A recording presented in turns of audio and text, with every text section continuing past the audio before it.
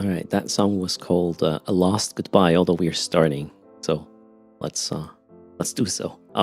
Greetings, Mad Cat, Hello Team Disco, Sikinos, TW is in house, Evil Bob, Boxer Buddy, Siniko, Mimax, hello to William Follett, Edalee, Peter Hemlock, Freak Factor, Extra Dex, Ezra, Sayuki, King Argon is here, Seth, Gustav, hello to Georgie, Mr. Frosty, Andrian, Daria, Wallen, Cup Chaser, Red John, Killaholic, Chrono something. Okay, that caught me off guard. Bernard, Tyrick, Armham, Fuzzy, and Lot Cavolterra is here as well. How are you doing, everybody, on this very Tuesday? I'm a bit late because, well, work, I was physically there and I had to go back first. There was also a colleague had a pretty surprising idea, which I had to stomach first, but yeah, I'll talk about that one tomorrow. Well, at work, not here. So I was a little bit like, wait, what? Are you serious right now? Interesting time at work. Cheers. So far, I'm running on coffee today and milk. We'll see if I need a yogurt or something, but we'll just take it as it happens. Hello, Hoaxbox. Clive is here as well. Greetings. First, some PI, and I am actually happy. Well, two things. One thing I'm happy about. I'm happy to report that this setup here. So this setup here is working with with 6 accounts, and the idea would be that all characters on these 6 accounts eventually do PI, right? So we will have a total of 18 pilots. I did my movement stream, not stream, my movement duty. Once a week I have to move, from planet to planet with all of them to pick up the shit and put it in the right tier 3 production facility planet. And it took me 20 minutes with these pilots. These were, the idea was to have 3 teams. So first I run these. One is the FC, warping all the 6 epitals there, and then is another team and another team. And I'm really happy to report that it took me 20 minutes to do it with these pilots. Adding more pilots to a team does not really increase the time. You just have to, open the thing, the customs office with the other guy as well, move the thing into your cargo and move on. So I'm expecting 25 minutes to do the transport of everything once per week, which is pretty amazing actually for this amount of pilots. Oh, well, this amount of accounts. Because essentially what you're doing with creating a fleet, you don't have to do this one by one. You just get these 6 warped to the same planet. The setup is the same everywhere, right? So the clicks are the same. It is just like, this client, this client, and then warp all back to the station, dock up, move the stuff to the main pilot, and then log in the next team and go. So that was not tending to the extractors, though. That was just pick up shit, move it where it needs to be, pick up the produce from last week for the market, and that's it. 25 minutes. The question is, how long is it going to take to start all these extractors again? And, we have to move them around a little bit to make sure we don't get too much or too little of material in order to keep the facilities running for, the majority of the time and whatnot. So we will see how that works. But first, I kind of want to fill in the blanks. I'm here with my main account, which is still missing 10 and 12, the planets that is. And maybe we'll also fix this setup to have it fully features with the pilots or accounts characters that have the skills. That's the idea. So fill in the blanks, and then we will start the extractors for all of them. I will probably get bored, like really bored. So this is where you come in. You have to entertain me today. Today is the other way around. You have to keep me awake. I guess it's going to be tedious as F. And then we will know how much time it costs in total. We can extrapolate to 18 pilots and see if this works sub 3 hours per week to get the 4 billion sort of after taxes kind of pay. That's the plan anyways. Greetings, Joachim. Hello. Granol, how are you doing? And Koa is here as well. Sugar No X's hello to Das Ich Alxi is in the house. Mighty Yogi. Talky Talk. Greetings. Indeed, I hope I got everybody now. Dragon Cobra is here as well. Goran, Radiku, Alexandru, greetings. Sounds Romanian. Maybe.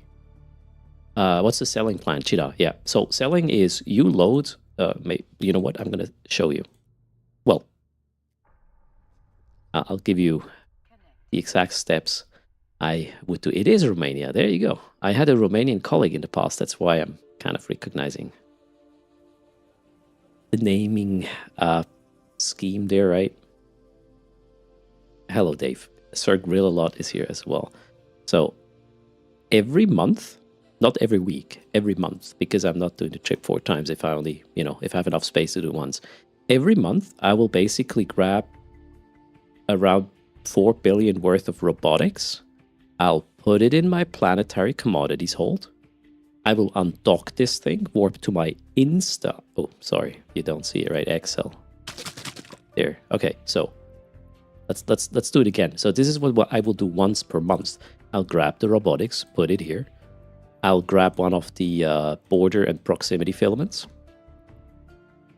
Whoops. There we go. I will undock from the station, warp to my Insta undock, run the border filament, then I will be in Parchment. This is 100% safe. There's no way I can die doing this. And then I'm in Parchment, I cloak up, wait 15 minutes, or I just do it around downtime. Then I use the proximity filament, and I'm in high sec a couple of jumps from Cheetah.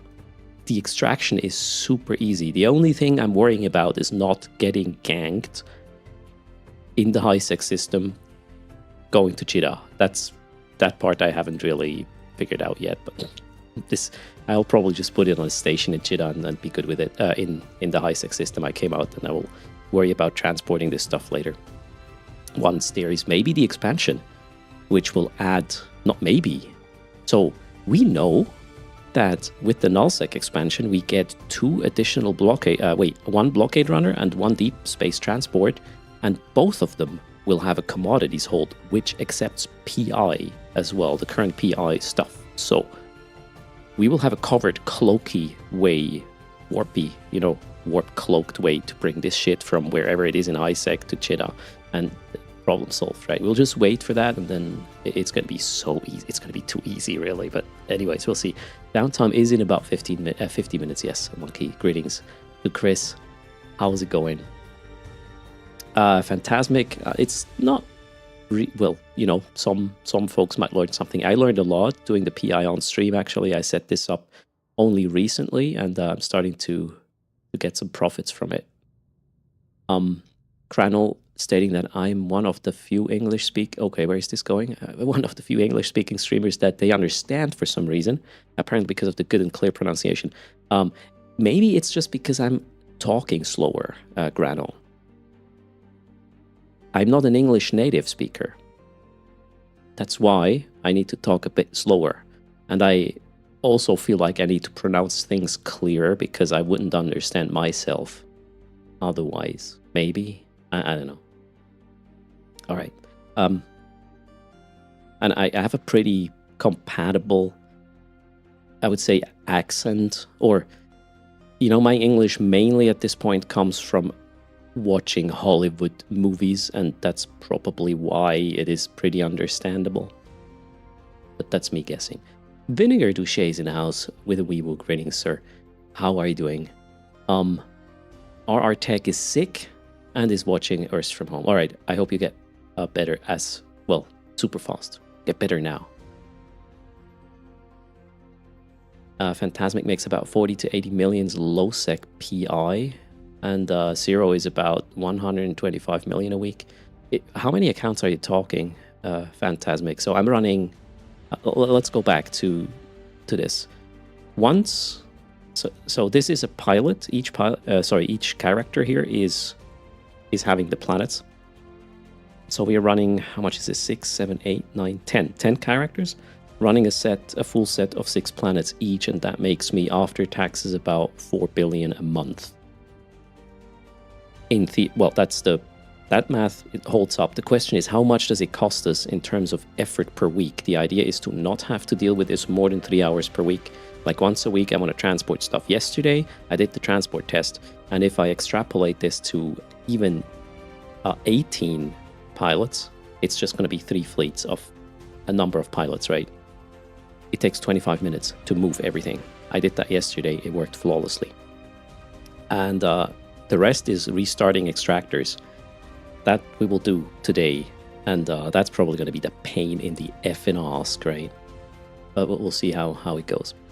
First, learn simplified English from movie. There we go. Absolutely, Stinson. My vocabulary is rather limited. That might actually make it easier to understand as well, because I'm not using all those fancy words, right?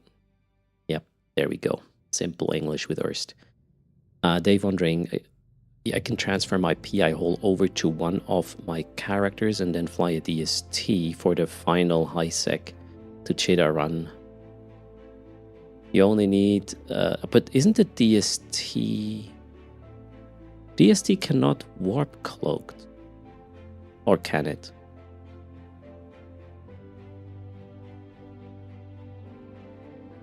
No, I would want to have a blockade runner for that reason.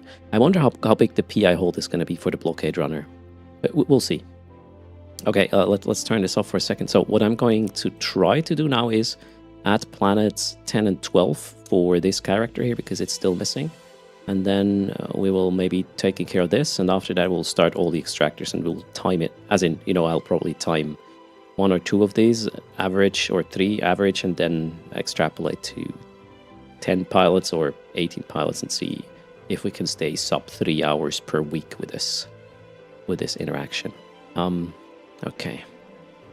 So the DST won't work yet right now, Crime Fighter, because the DST does not have commodities hold. But with the nullsec expansion happening in on June 11, they add a DST, a blockade runner with a PI hold or a commodities hold. I wonder how big this is going to be. It could be really good. Yeah, the blockade runner has 7,000 cubics in cargo, but again, we get a new blockade runner on June 11. That guy could actually solve the last piece of the puzzle I'm trying to do with my, let's call it rogue PI and hostile nullsec. That's pretty much what I'm doing. So I don't live here. I'm doing ninja PI in a way. Yeah. All right. Now, what do I need to do? We need to set up 2 planets. And let me actually put that up again. Planet 10 and 12. 10 is barren. 12 is... Okay, those are... No, wait. No. Planet 7 and 8. 10 and 12 is special. This is the tier 3 production guy. 7 and 8. What's 7 and 8? 7 is gas. 8 is storm. Okay, cool. So I need gas and storm command centers. Let's get that one. Gas, storm. And I'm gonna create a quick contract for this to the other guy who needs to deploy this. Let's go. That's done. And I'm gonna log in that guy to get the command centers up and then set up the installation. I'm doing it in nullsec, yes, Crime Fighter. The problem isn't transporting it from nullsec to highsec. The problem is getting it from highsec to Cheetah. That's where I'm still struggling a bit. They are warships, yeah. 2 new models are confirmed so far, absolutely. And it has been confirmed that they have a PI hold. Well, a commodities hold, which also supports PI. In total, it will be 4 ships, yes. That is great. Yeah, the DST will be interesting, I guess, as well as the... I think that the blockade runner actually is more interesting for highsec Crime Fighter because of the ganking. Here's the thing, if I move my stuff every month once, my cargo hold is going to be 4 billion-esque. You're definitely going to gank that, absolutely. So you want to be cloaky and low aligned, which the blockade runner is. The DST isn't. But hey, we'll know more later this month, I guess. All right, so right now local here is not problematic, I guess. Although those are the tactical farmers guys, doesn't really matter. I'm going to show you how safe this is. I need to accept that contract, right? There. Wait, what?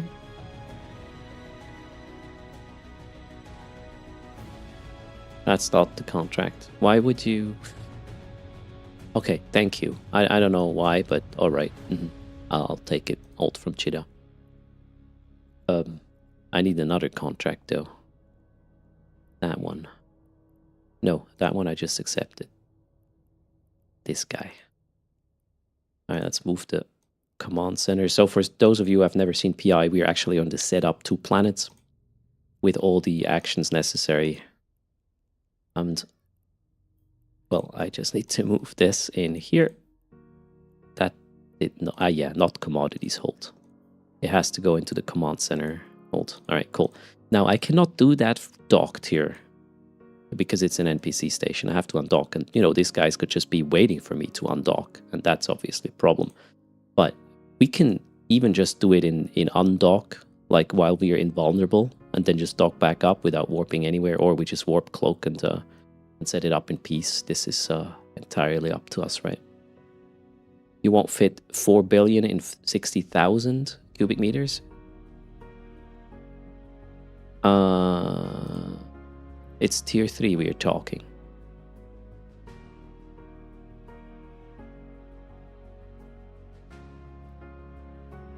But we'll see. We will do the math once the new ships are out. Hello, BGT. How's it going? Alright, let's undock. I'll probably just warp somewhere so I can do this in peace without having to hurry on undock and choose the right planet and whatnot. Do I have some...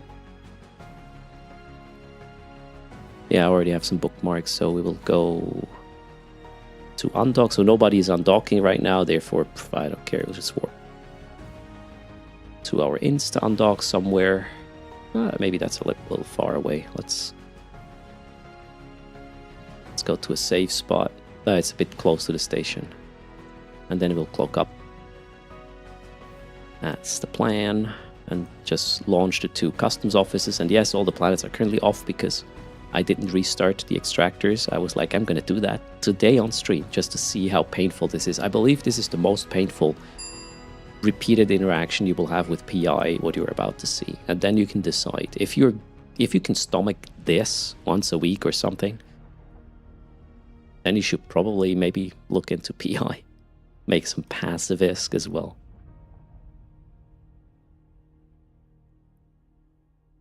So Rockhut says he didn't do PI in like 10 years. Did they change it? The materials are smaller. Like the volume is lower. As in, sorry, the cubic meter it takes. So that's what I know. So 4 bill in robotics is around 135 cubic meters. That means, yeah, I'll have to bring 2 epithals. I mean, it doesn't matter if it's 1 or 2, right? We can just bring 2.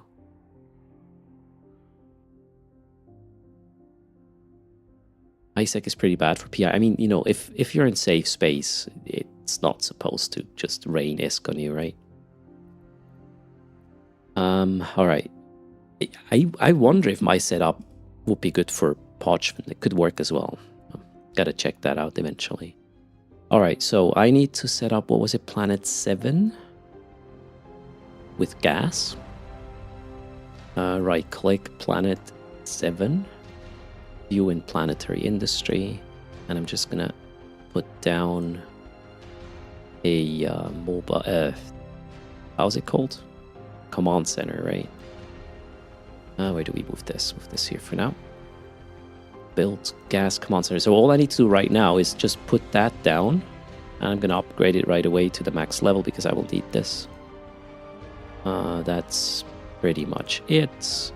Submit. Done. Now we need planet 8. That one is a storm planet. Okay. Planet 8. View in industry. Put down the command center. It doesn't matter where it is. Just put it down. Make it to whatever level your skills support. Max level, I guess. And that's it. Now we can go back to the station and do the rest from there. In absolute safety. I'm going to align to the insta-dock here.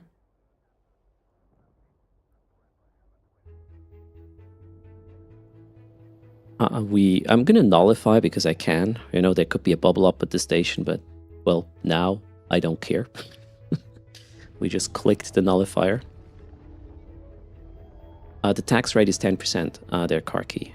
10% is okay. Again, the 4 billion I will make per month is after these taxes, which is fair. if I can keep it to less than 3 hours a week, I have high hopes. All right, there we go. And now we're going to set up these two things. There is also a website that kind of helps with figuring out what I need to set up right now. So Nomixis in nullsec, the skill doesn't help you in terms of customs, office, taxes, and whatnot. That's just high sec. Those are, well, for the NPC, well, high sec tax, it is. Greetings, Genera. I said 4 billion, yes, but I'm using 10 characters. That's 60 planets impromptu. And we're trying to get that squeezed into less than 3 hours of work per week. I hope it's going to be significantly less. All right, let's set this up, but before we do that, let's find out what we have to set up. So on the gas planet, we are setting up for, well, eventually we built the Yukomi superconductors. So we're building superconductors on the synthetic oil on the gas planet. Okay, so synthetic oil. Therefore, we need ionic solutions and noble gas on the gas planet. So let's set that up first. Let's scan for the stuff we need. Ionic solutions and noble gas. Ionic solutions. All right, and noble gas is going to be somewhere a bit lower here. Okay, cool. So let's find a spot where we have both of them in reach. That's not cool. That's probably the best bet. Actually, this one is better. All right. And maybe we can connect these. Yeah, let's try to connect these. So we'll put the launch pad somewhere in the middle. And then we need basic facilities for each material, and then we need one advanced facility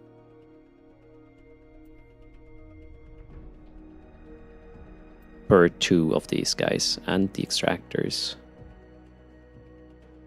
Actually, where was it again? Let's scan quickly. Ionic solutions. Okay, we're gonna put the extractor so we can reach the whole thing here. I'll put it here. And then the other one was noble gas. Yeah, we can just put that guy directly adjacent, because the link line or the link length here also costs power grid, which we obviously need to kind of worry about a little bit. Okay, that's fine.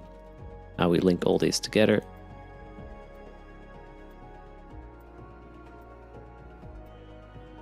Alright, that's pretty much it for step number 1. Alphas can't do PI. The website I'm using, you just saw before, was this guy.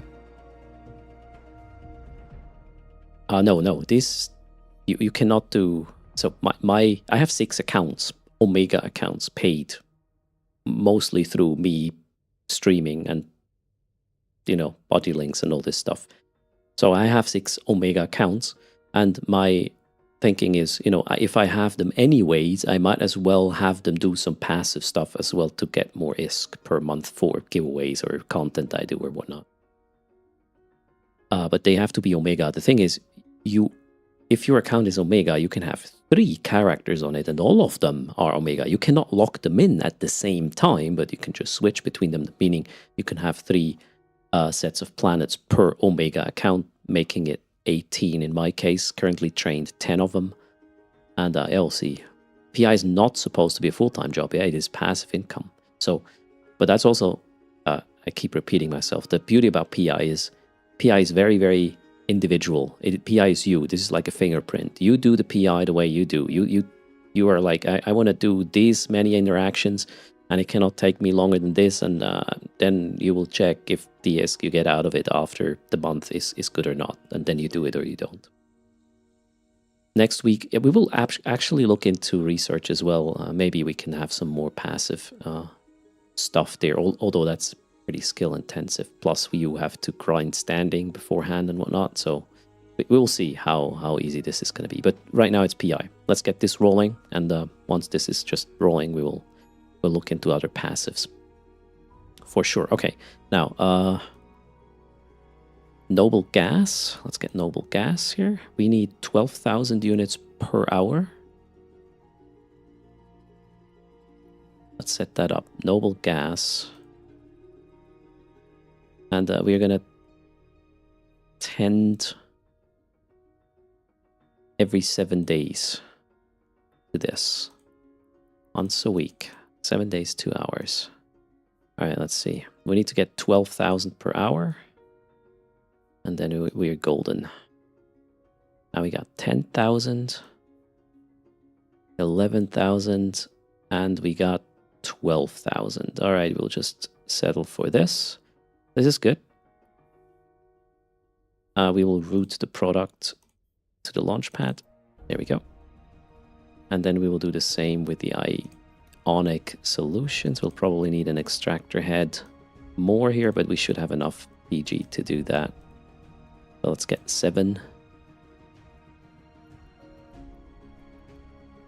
That is that. Where is it? Ionic solutions. Let's put them where the good stuff is. We're at... Oh, wait. Way too many? Okay, let's remove that. 11.4. Can we get it done in 6? Maybe not.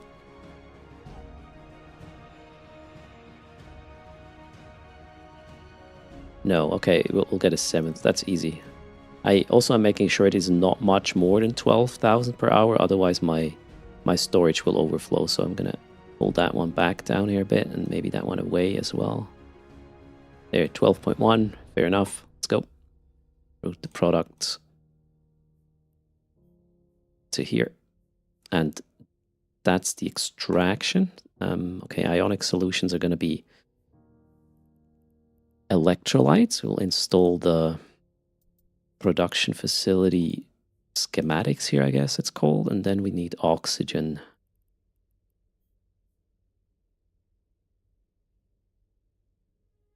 For that one.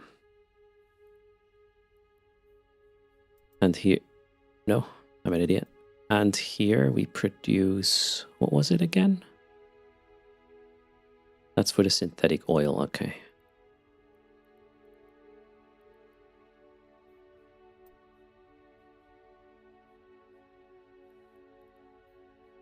Okay, that's it. Now I just need to configure the inputs, and then the whole thing will start running after the first extraction cycle is done. So Kylie has 6 accounts and 11 tunes, 2 alpha, and one has a 999 sub. He won't let go, okay? And you sub 2 for 15. So you spent that for Omega and 2 alphas. Make 1 extractor with no training. Okay, that's a lot of information right there. Payermon, thanks a lot for the tier 1 there. 11 months of support. Massively appreciated. Alternatively, you can get rid of the 6 processor and put a storage facility where you can put all the extracted materials and reroute the finished tier 1 stuff to the airport. Sounds more complicated, actually. So this works flawlessly. It will not overflow, and I still have PG to put 2 more heads down, something, so I'm happy. Reverend, greetings, Prickster, as well. Okay, where was I? Input materials. We need to feed the ionic solutions in here, so let's go. Ionic solutions, go here.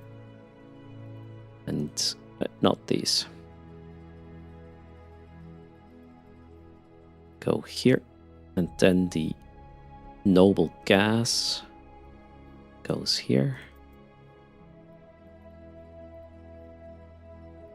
Thanks for the support, Wally. And we have the inputs of the electrolytes going here.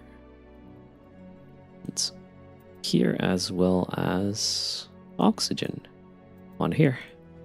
The other one there. And now I'm done until next week. And then I have to restart the extractors. This was the setup.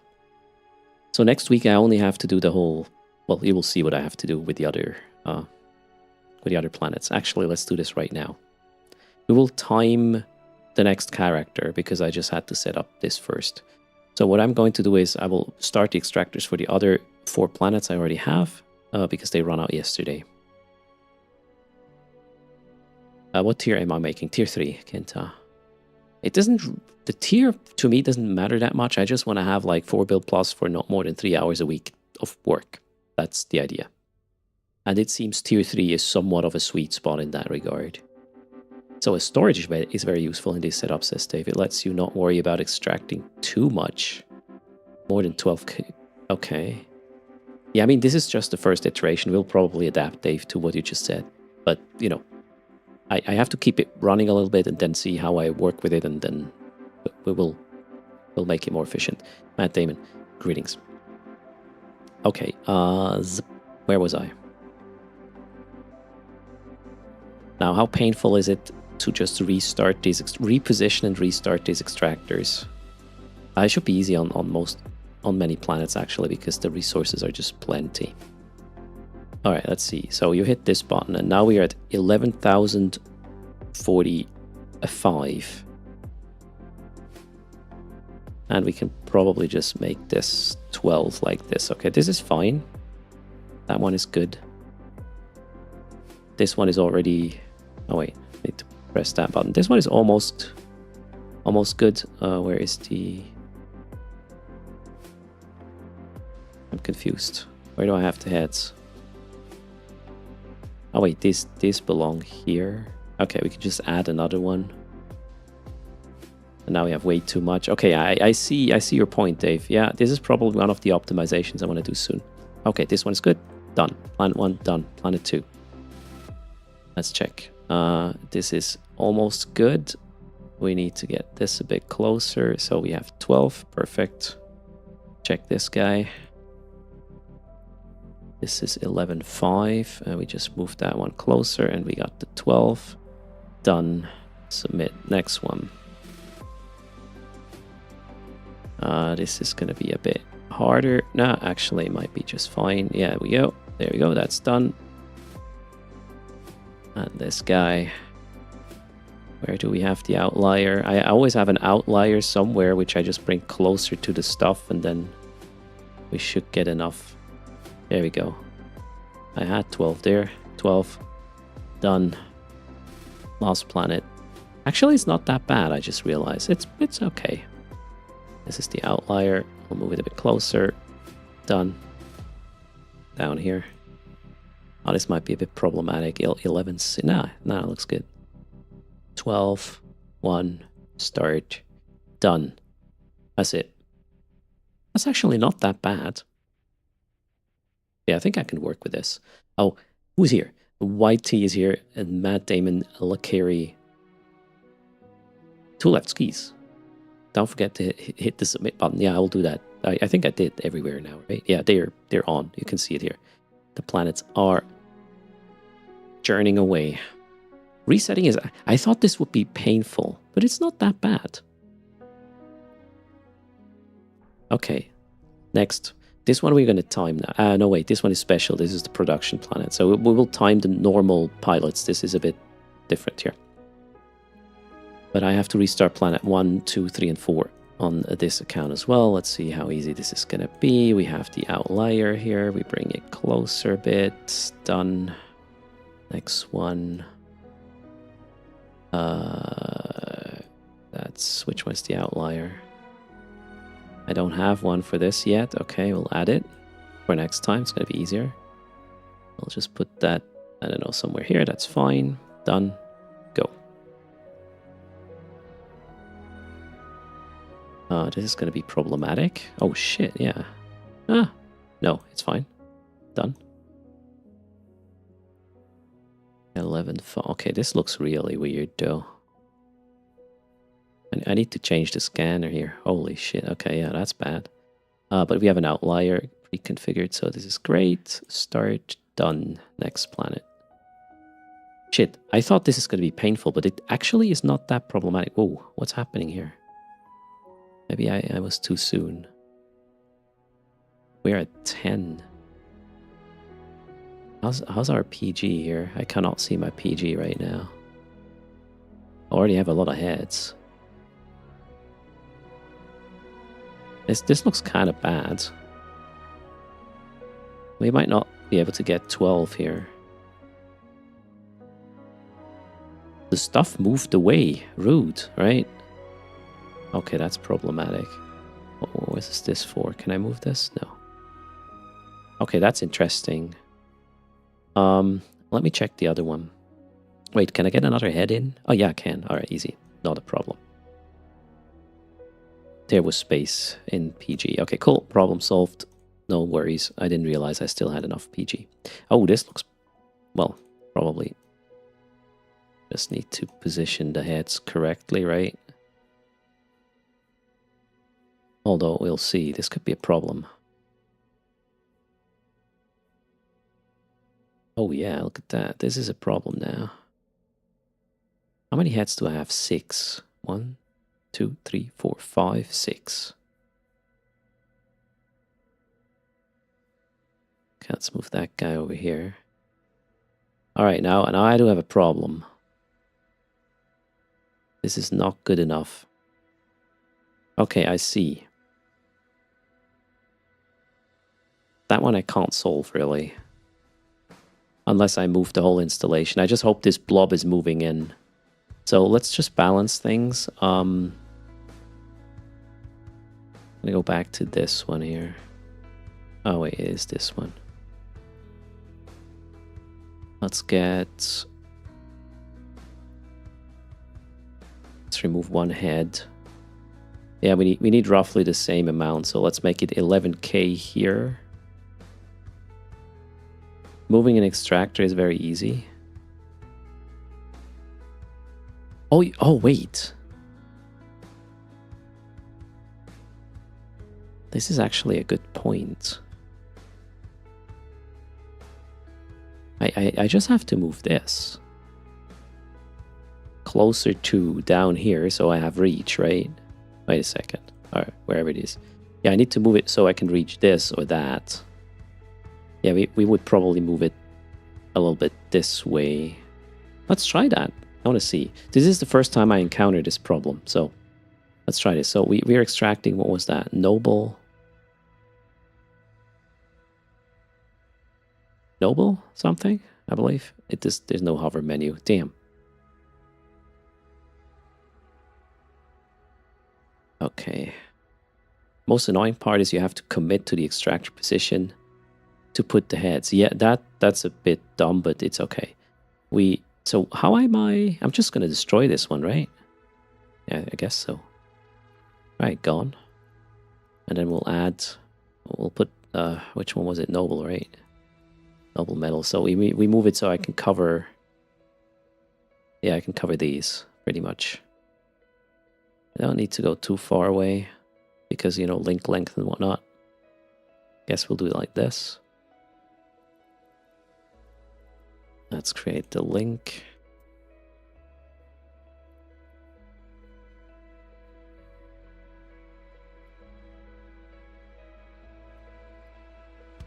Oh, I have to submit first, I guess. Try again in 1 minute? What?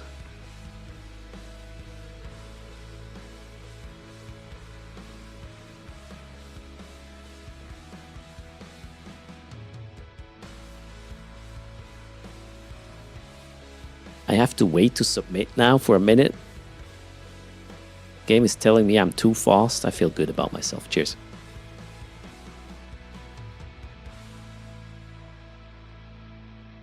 How about now? Okay. I should maybe not have submitted after deleting it. Yeah. It happens occasionally. Did I submit after destroying the extractor? I actually don't don't remember what I did. Okay, you know what? Let's just cancel. The old one is still here. Do I need to commit the deletion of the old one? Okay, let's try again. So, delete it. And now we'll create a new one. Put that roughly here. Add a link.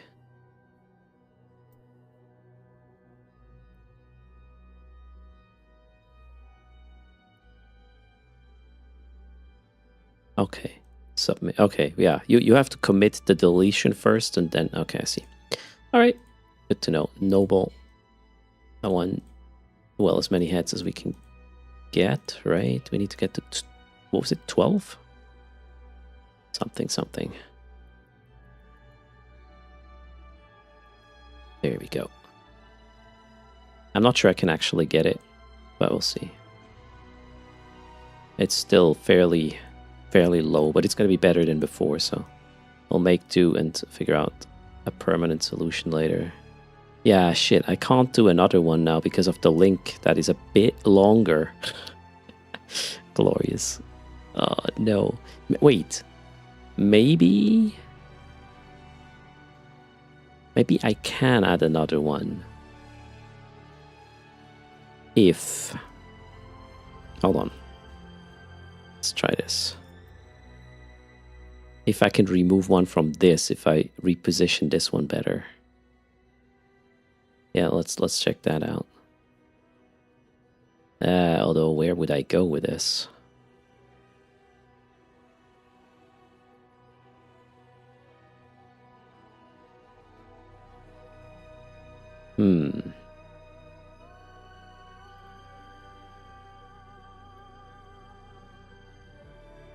You can switch to create link mode by holding control. Oh, nice one.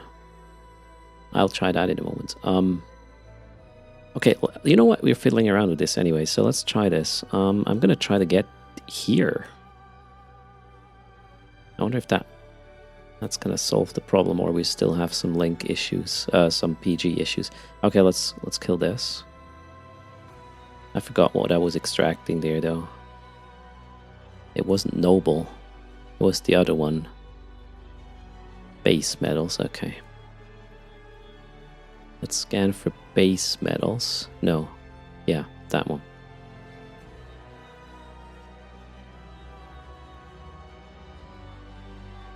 Kind of want to get there, right?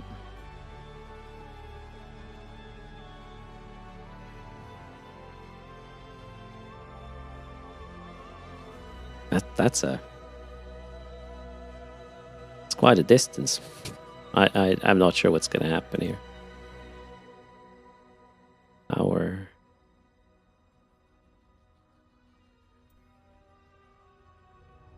This is gonna solve the problem.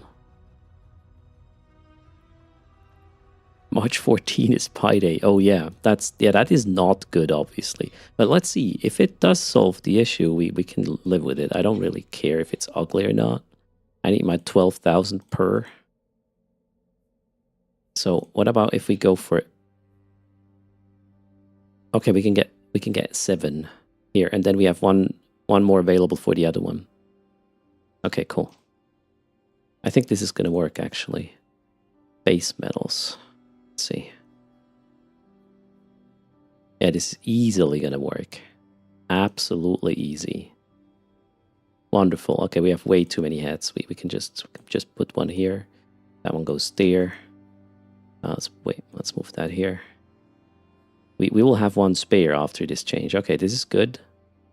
This is good. Works. Problem solved. Move this to here. That work? I think it did. Okay. I don't care about the overlaps. I care about 12k an hour. Now we should have space for one more head here with this one, right? Yep. Gonna stop this. We'll add one more head. Oh man, I even have one spare now. Okay, that took it a bit longer, but I think we solved it, and I know how to do it faster next time. This is great.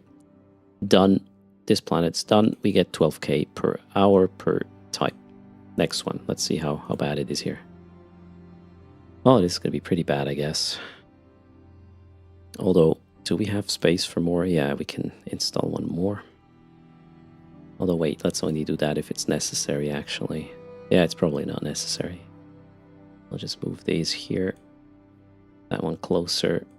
That one definitely a bit closer. There we go. We got the 12. Wonderful. How about this one? Where's my outlier? There is none. This is a bit tight, I guess.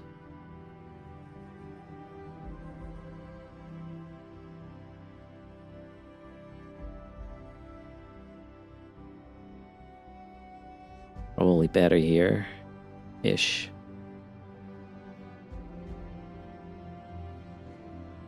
Can I get 12? Come on.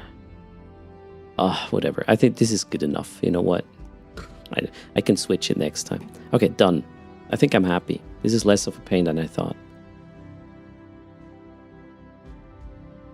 So this is as complicated as a reset can get. Okay, so this is pretty okay then, I would say. So 470 megawatt for the blink is fine. It's less than one extractor head. Actually, don't know how much one extractor head is. Greetings to Ducks and Breakcore on YouTube. How are you doing? Welcome to the stream. Okay, here we go. That was that. Do I have another account here? No, I don't. So now we're going to go set up the other clowns, which are... So I did this one. That one. Now we go here. Let's do this account. 10 minutes till downtime. Yeah, that's fine. These things you can just do docked until the server goes down, and then you pick up wherever you lost. Now the next one I want to time. Or the next 3, and then we average and extrapolate to 10 accounts. 10 characters.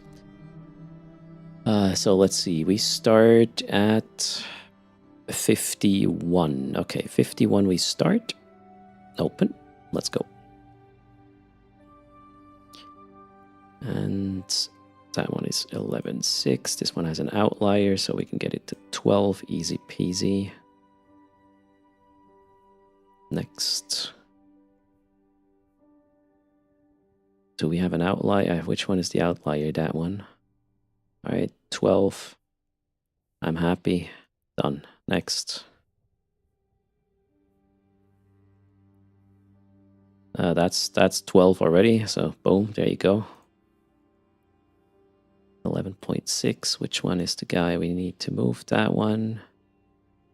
12. Done. Submit.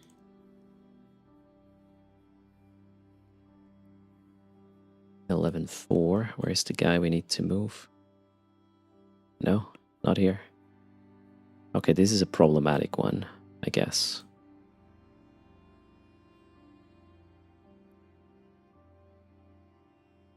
Let's make it a bit more visible. Okay, wait, can I add a head? Another head? I can. Alright, easy. So it's not fiddly, I just need to add another head. Problem solved. Next one. Let's hope this is easier here. Well, we'll see. It might be. Which one is it? This one, alright. Do I have an outlier here? I do not. Okay, it might not be as easy, although let's find out. 11.3.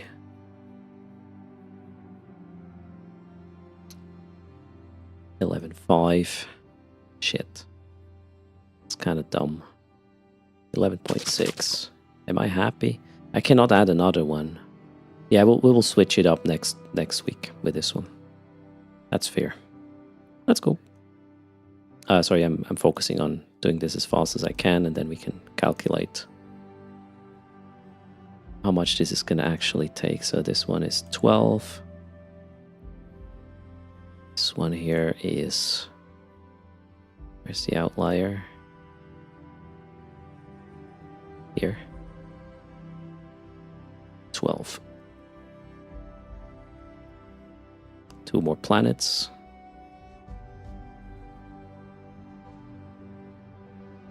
This looks real bad, but 12. This, well, we just, yeah, we'll just add one more. Easy.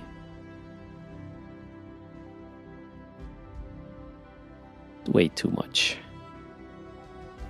Where do I need to move this guy? Here. Okay, 12. Done.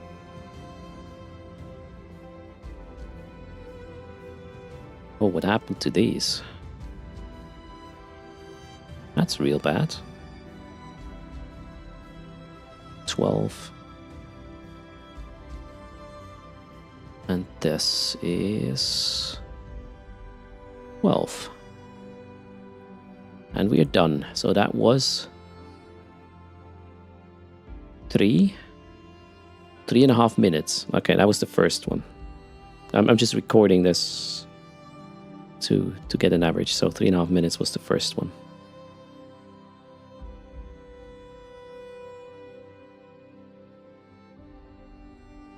Why 1 week? This is just probably what I can work with. I want it easy and enough ISK per, necessary time invest per week. Okay, so this was Australia, right? Was it? Yes. Okay. Let's do the second one and time it. All right, we started at 55. Let's wait a bit. 55.30. 55.30. Let's go.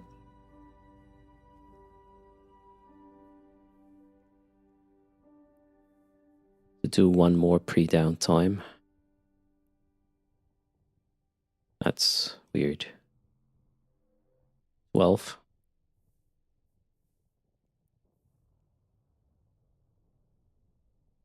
Where's the outlier? Here. Here.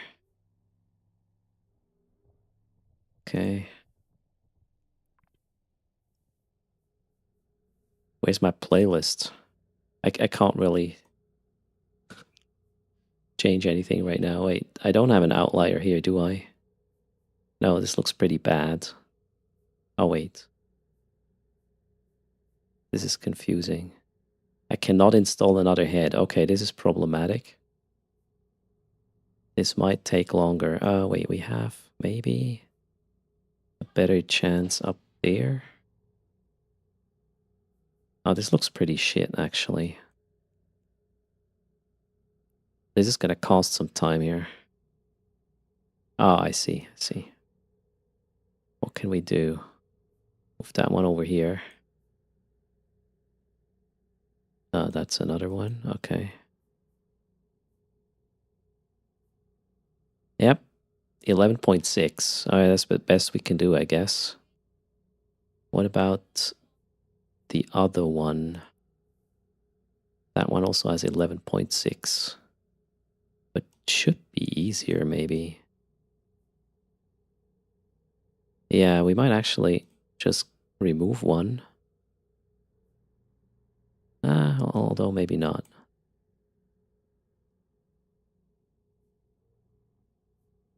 Okay. Let's just make it 11.6. There we go. Same. That is not optimal, but it could be worse. But you know what? I need music. This is not working without a playlist. Hello, Mort Fastang. How's it going?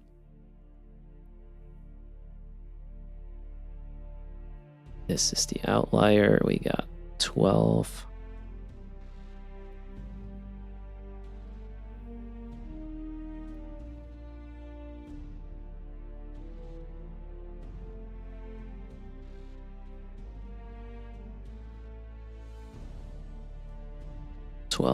And go. 55.30, right? It was? Yeah. Oh, I gotta be quick.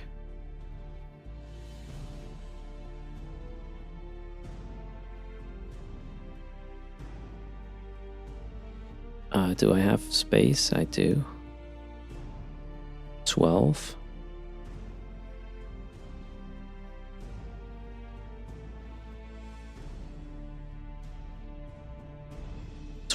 Done. 2 more.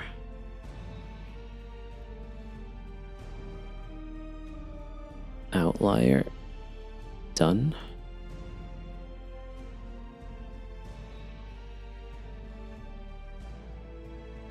That one probably needs another head here.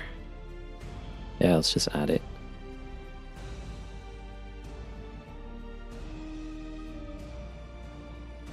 Done. Lost planet. Yeah, I can do it pre-downtime.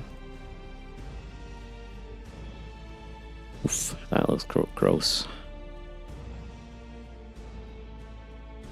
I'm confused, actually. Well, we got 12, so that's fine. That one.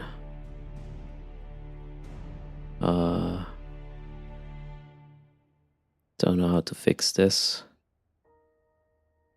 Well, I'll just move that in here, I guess.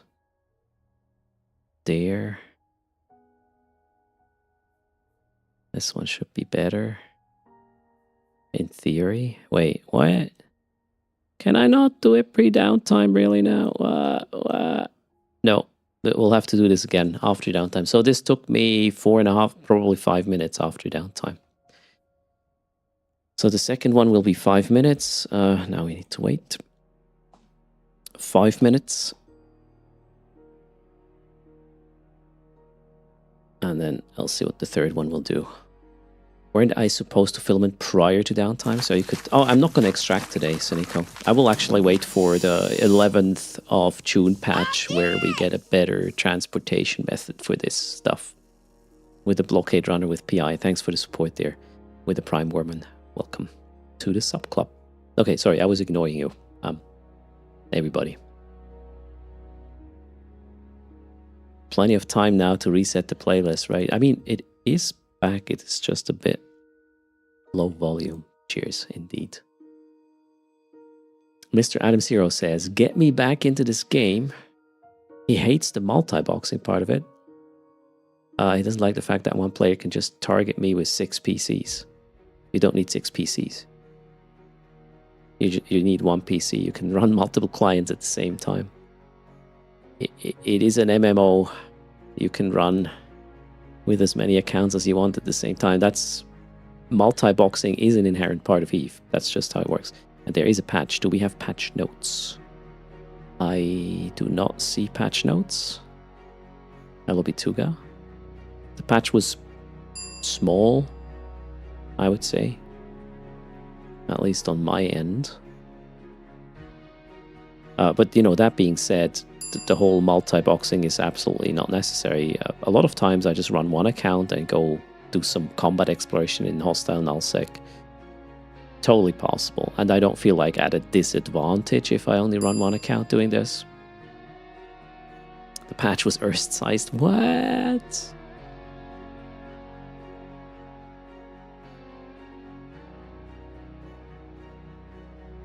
Everyone should be limited to one account and be able to multi-box all 3 characters. I don't know, whatever rules CCP makes up, we will obviously follow. Since we can use as many Omega accounts as we want at the same time, well, we are free to do so, and it's up to you to judge, obviously, but that's all it is, your opinion. We play the cards we've been dealt. And either we like the game or we move on. Very simple.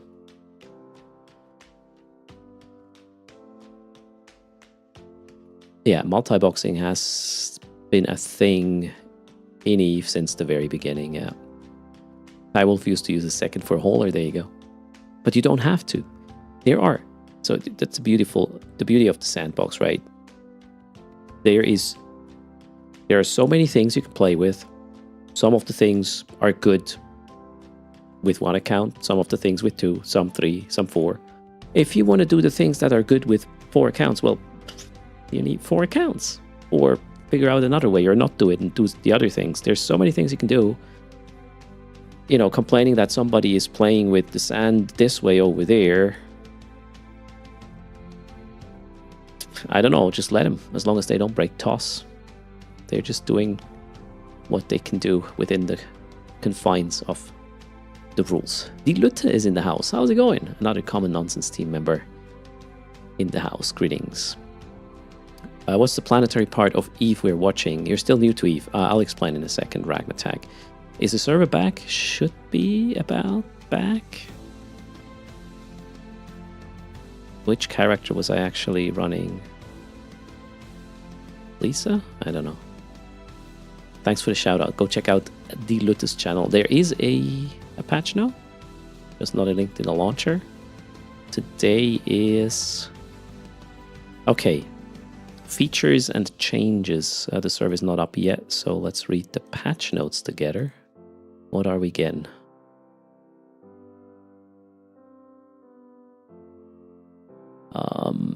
Mission and NPCs. The Upwell Consortium will no longer offer reward crates for drone parts in Oviken. Upwell would like to thank all Capsuleers who participated. Okay, that's a removal of a feature.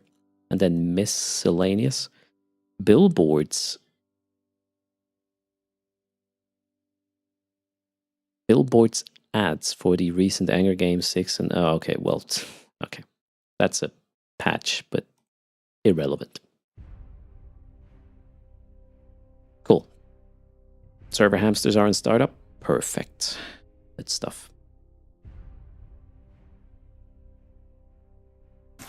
20 seconds. Die Lütte. Thanks a lot for hitting the shiny button. Again! 11 months... 8 months of support. Numbers hard.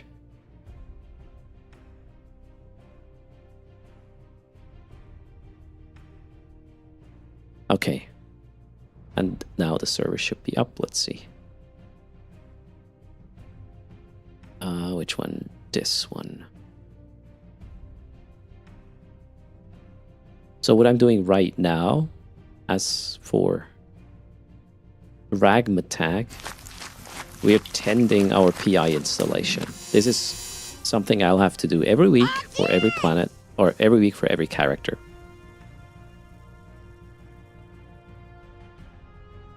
I'm not 100% sure if I locked in the right character now. I got interrupted by that. Yeah, I did not. That's the wrong guy. Okay. Let's log in the right character. Claim. This one, right? I started with this. So this one was a bit botched because downtime. But we'll just finish, yeah, the last planet here. Okay, I didn't submit anything. All right, then.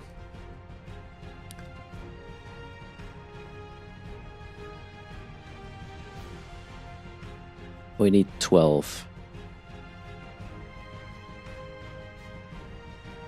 I mean, I'm going to remove one because... Yeah, there we go. Good. So what I'm doing here, Ragmatag, is... These extractors here, they have a runtime. You specify. The longer the runtime, the more stuff per hour they extract, basically.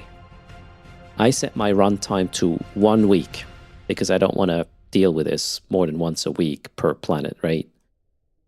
And what I need to make sure, so this one is running at full capacity. Those are the production facilities. They basically take what the extractor gets from the planet and produce tier 1 products, which then will be transformed into tier 2 products and then put into Launchpad, pretty much. So in order to feed them consistently over a week, I need 12,000 units per hour. So I'm going to hit the button now, and I'm going to make sure that my extraction says I have 12,000 units per hour. And I am just scanning the planet now for where the resources are. I'm moving the extractor heads to make happen what I just said. We need 12,000 per hour. So let's move these here. As you can see, I'm having difficulty to get to 12,000, so we'll just add another extractor head. I'm going to make sure it's not much more than 12,000 by moving them around. Oh shit, this is actually hard now. All right. 12, still too much. Okay. 12.5. Really now? 12. Let's put it down there. Okay, 12. 12. That's it. Done. Okay, so this one took longer, but let's call it 5 minutes because the downtime interrupted. First one was 3.5, second one was 5 minutes. Now let's time it with the third character to see how long it takes, and then we'll average and extrapolate to 10. Which one was that? That was this one. Now we go with Lisa Rust. Let's see, we start at in 5 seconds. That is 3, 2, 1 now. Okay. Extractor. Where's the outlier? I don't have an outlier here. Okay. So we will just add another one. Outlier 12, done. Next one.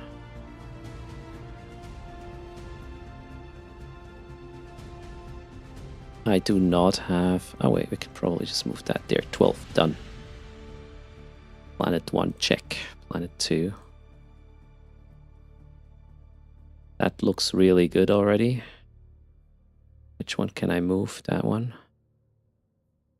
12, good.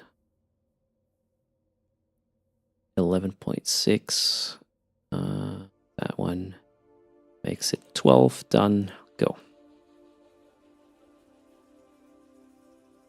Oh shit, I forgot. When did I start? At 9, right? Yeah, 9. 09. Started 09. Which one am I tending right now? This one.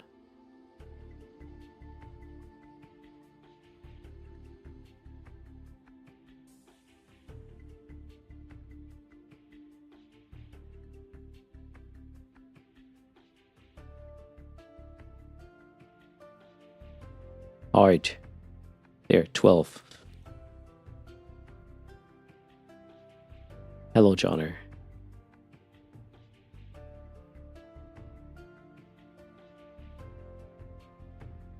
I'll just get another one. F this. 12, done. Let's not make it too perfect because all I need is 12. It doesn't have to look pretty. It needs to be 12. That's it. 12 we got here.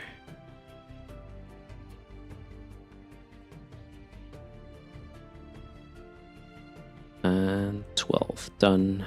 Done.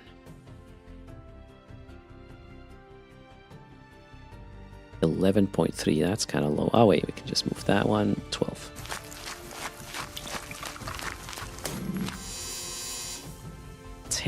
Wow, that's low. Can we get another one? Yes, we can. 12. Done. Lost planet. Oh, that's shit.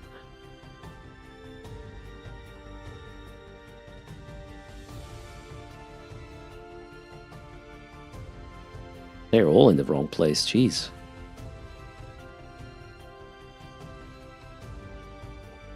Which ones belong to this? Here.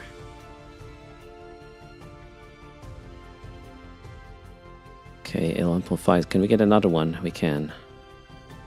That's too much. 12.1, good enough. That one, that's perfect already. Let's go. Done. Okay, that was, again, 3.5. So what's the average between 5 and 3.5? Let's call it 4. 3.5, 3.5 plus 5. Yeah, 4. 4. 4 minutes average per pilot. Times 10. 40. Okay. 40 minutes. To do the whole extractor restart, plus 25 to do the piloting. That makes it 65 minutes per week. That means 4 hours and 20 minutes per month for an output of 4 billion. That's pretty good, actually. Also that I adjusted the extractors now. Might be a bit faster next time. Yeah, the cheetah run is only once per month, William. That's probably going to take, well, you know, time spent on the game. I need to put the thing in cargo, undock, warp to the dock, undock point, hit the filament, cloak up and wait. 15 minutes later, hit the filament, do 5 jumps. That's it. Maybe another 15 minutes, worst case. So, what did we say? 420. Let's call it 5 hours. It's 5 hours per month for 4 billion ISK. Let's just do like that. That's the old man Erst speed. Let's not forget that. Yeah, that's me being slow. So I can, for doing 5 hours of PI, as in, you know, clicking and doing stuff, 5 hours active time doing PI per month, 4 billion ISK. That's pretty good. And it's rather safe as well, in a way. I like that. And it scales well if I add more pilots. That's 0.8 billion per hour. Insert YouTube face, Dave. Let's do that, right? Cheers. I'm just doing P3, the cyber drop here. So worst case 6 hours per week seems good, yeah, definitely. And we can optimize this. I think my sweet spot is going to be actually having all my accounts with 3 PI. So a total of, instead of 10, a total of 18 characters, because that's not gonna make it much longer to pick up the stuff, because, you know, I do 3 fleets anyways with 6 pilots each, and then you have 18. That's probably gonna take like 30-ish minutes maybe. And the extractor reset is gonna be a bit longer, yeah. Yeah, the patch notes were not really important, Tubby, though. I'm drinking milk right now, Victoria. I had a lot of coffee in the morning at work, so just a little bit of milk. Okay, let's, that was actually me being done with this account. Let's go through the others since it's rather quick, actually. I'm going to be a bit slower now because I will, you know, read chat and take it easy. But we are basically halfway through. Oh, I also need to...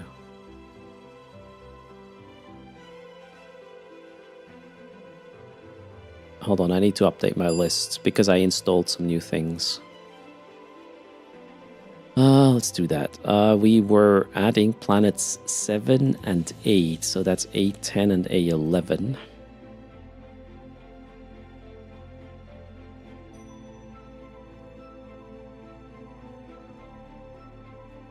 To this pilot. Okay, cool. Daily extractors is shit, right? But I mean, that would go crazy probably, because it would cost me... What did I say? 40 minutes? 40 minutes for 10 characters daily? No, I wouldn't want to do that. Jeez, Luis. That's a pain in the ass. Ooh, Skybreaker Strike Flight Redskin. Nice. Okay, so that account is done. Let's get the other accounts. We need this one. Teach your twins how to do it? Yeah, I'll have my twins do the PI. It's actually a good point.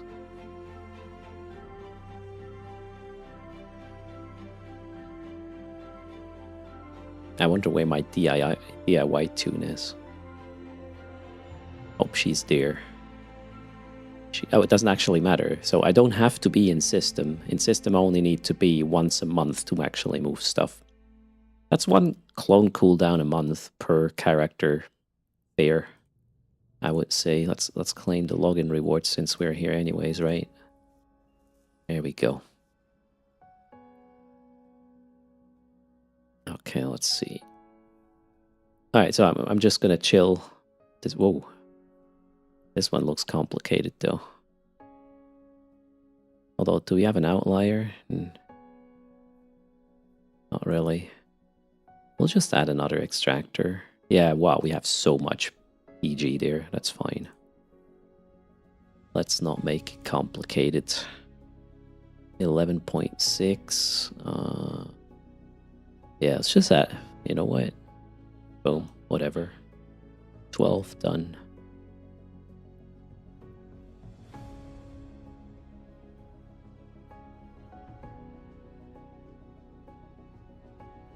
That thing already has a lot of heads here.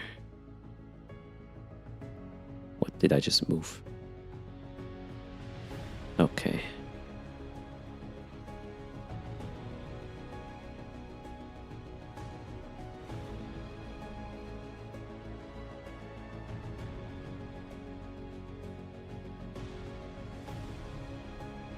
I mean, it's not fun, right, to do this, but I think it's fair. For what do you get out of it? Where are my outliers here? There are none. Are there? No? Okay, this is shit. This is problematic here. I won't get 12. I think. Not really. Can I add another one? I cannot. Okay, this is a problem.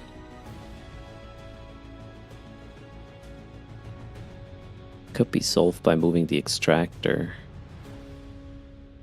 But maybe we can solve it in another way. Can I just make this more efficient over here? I didn't really pay attention. This one has 12. Maybe I can do it with one less head here. Let's try. Yeah, that's probably gonna work just fine. There, 12. Okay, so I got that one sorted. Let's fix this. Add one more head. And we easy get the 12 as well. A Starburst. Wondering if I think they will rework PI to integrate Vanguard in some way. Who knows? Starburst. It doesn't look like there will be a rework for PI with the next expansion, as in June 11. But, you know, maybe Vanguard is going to have an influence on the resource distribution or availability or whatever on the planets. Would be kind of funny in a way. So you would have to... You know what? Oh my god. Chat. How about, instead of doing this, moving the extractors from this view, you would actually have to deploy on the planet on foot and move this stuff in a hostile environment? That would be kind of... I mean, a lot of people will be like, no, no, I don't want. Sorry, Phobos. I would probably... This would be kind of very unique, wouldn't it be, right? It would be awkward on gas giants. Yeah, that's actually a good point. How much time would that need? I don't... If it would be fun, you know, it obviously would have to be balanced, right? In a way, time or risk, reward, time invest, whatever. Fun, blah.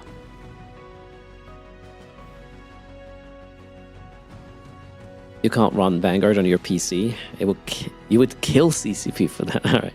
I'm just saying, it would be cool. I would kind of find that pretty cool, actually. Okay, let's go. Outlier 12, done.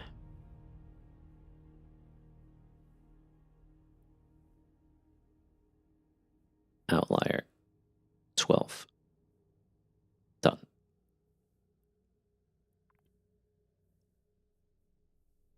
Okay, this is, yeah, fairly simple, as you can see. 12. Let's get 12. 11.9. That's glorious. 12. Done.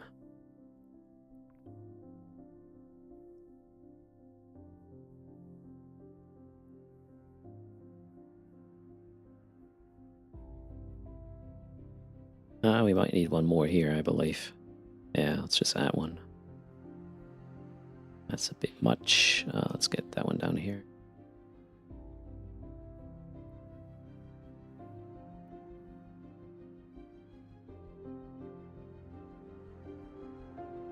This one might need another head. Yeah, let's do that. Oh shit, we can't. Okay.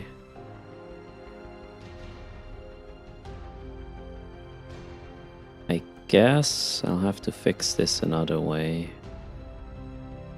Although 11.975, that's fair. I don't give a crap. That's fair.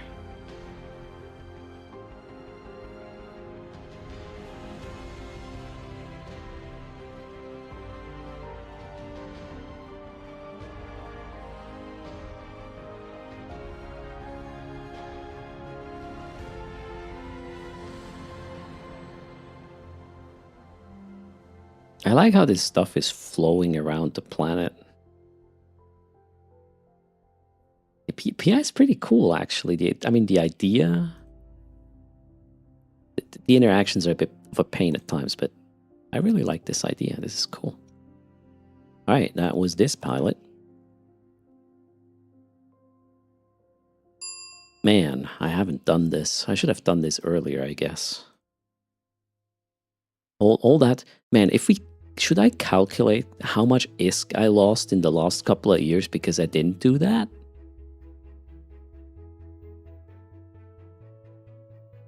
Maybe not. It's gonna make me sad. Alright, let's not do that.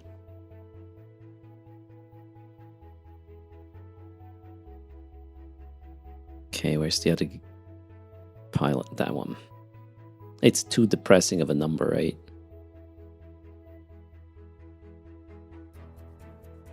Build stuff on planets like Minecraft. Ooh.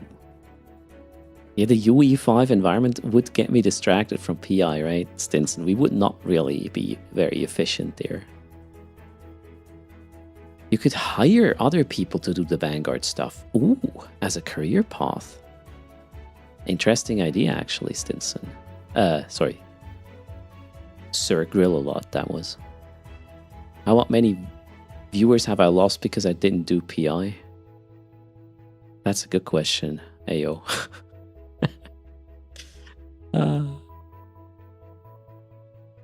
Anyone know if Ovikin is done? Yeah, it is. The patch says it is. No, you can no longer get the crates for trading in materials. That is what the patch notes were of today, pretty much. Hello, RealsFac. How's it going? Okay, let's go. 10 on this one.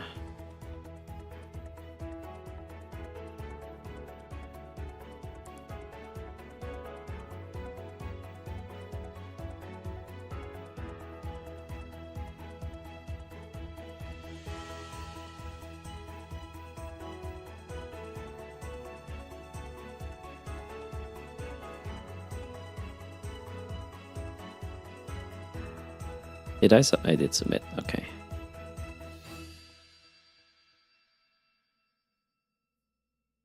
Where are... Okay, this does not look good. We might just add another extractor here. Make it easy. Where did that go? There. Alright, 12. This is still sort of optimizing, actually, I realize. This, in fact, is the first time I restart extractors for real. Where? Okay, let's add another one, please. Yeah, that worked. 12.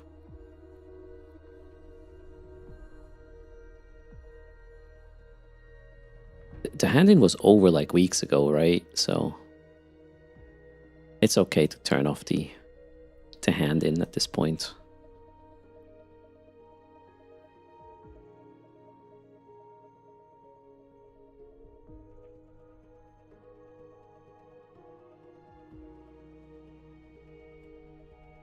Kind of hard to tell which one is which. Okay, there.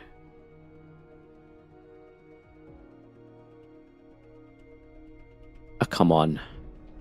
There, 12, I had it. There. Boom. Should have just... Oh, no, I can't add another one. Oh, whoa, what? What happened here? 9? That looks real bad. Which one are the extractors? Okay.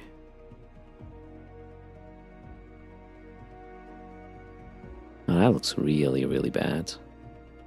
How are we supposed to get 12 here? Is there another one? There's another one.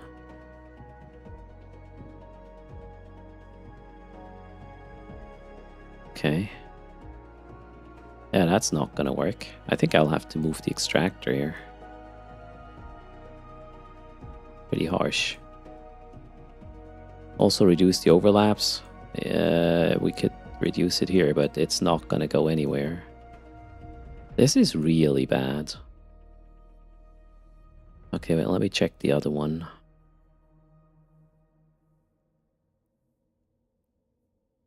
So we got 12 here. Did I make a mess somewhere?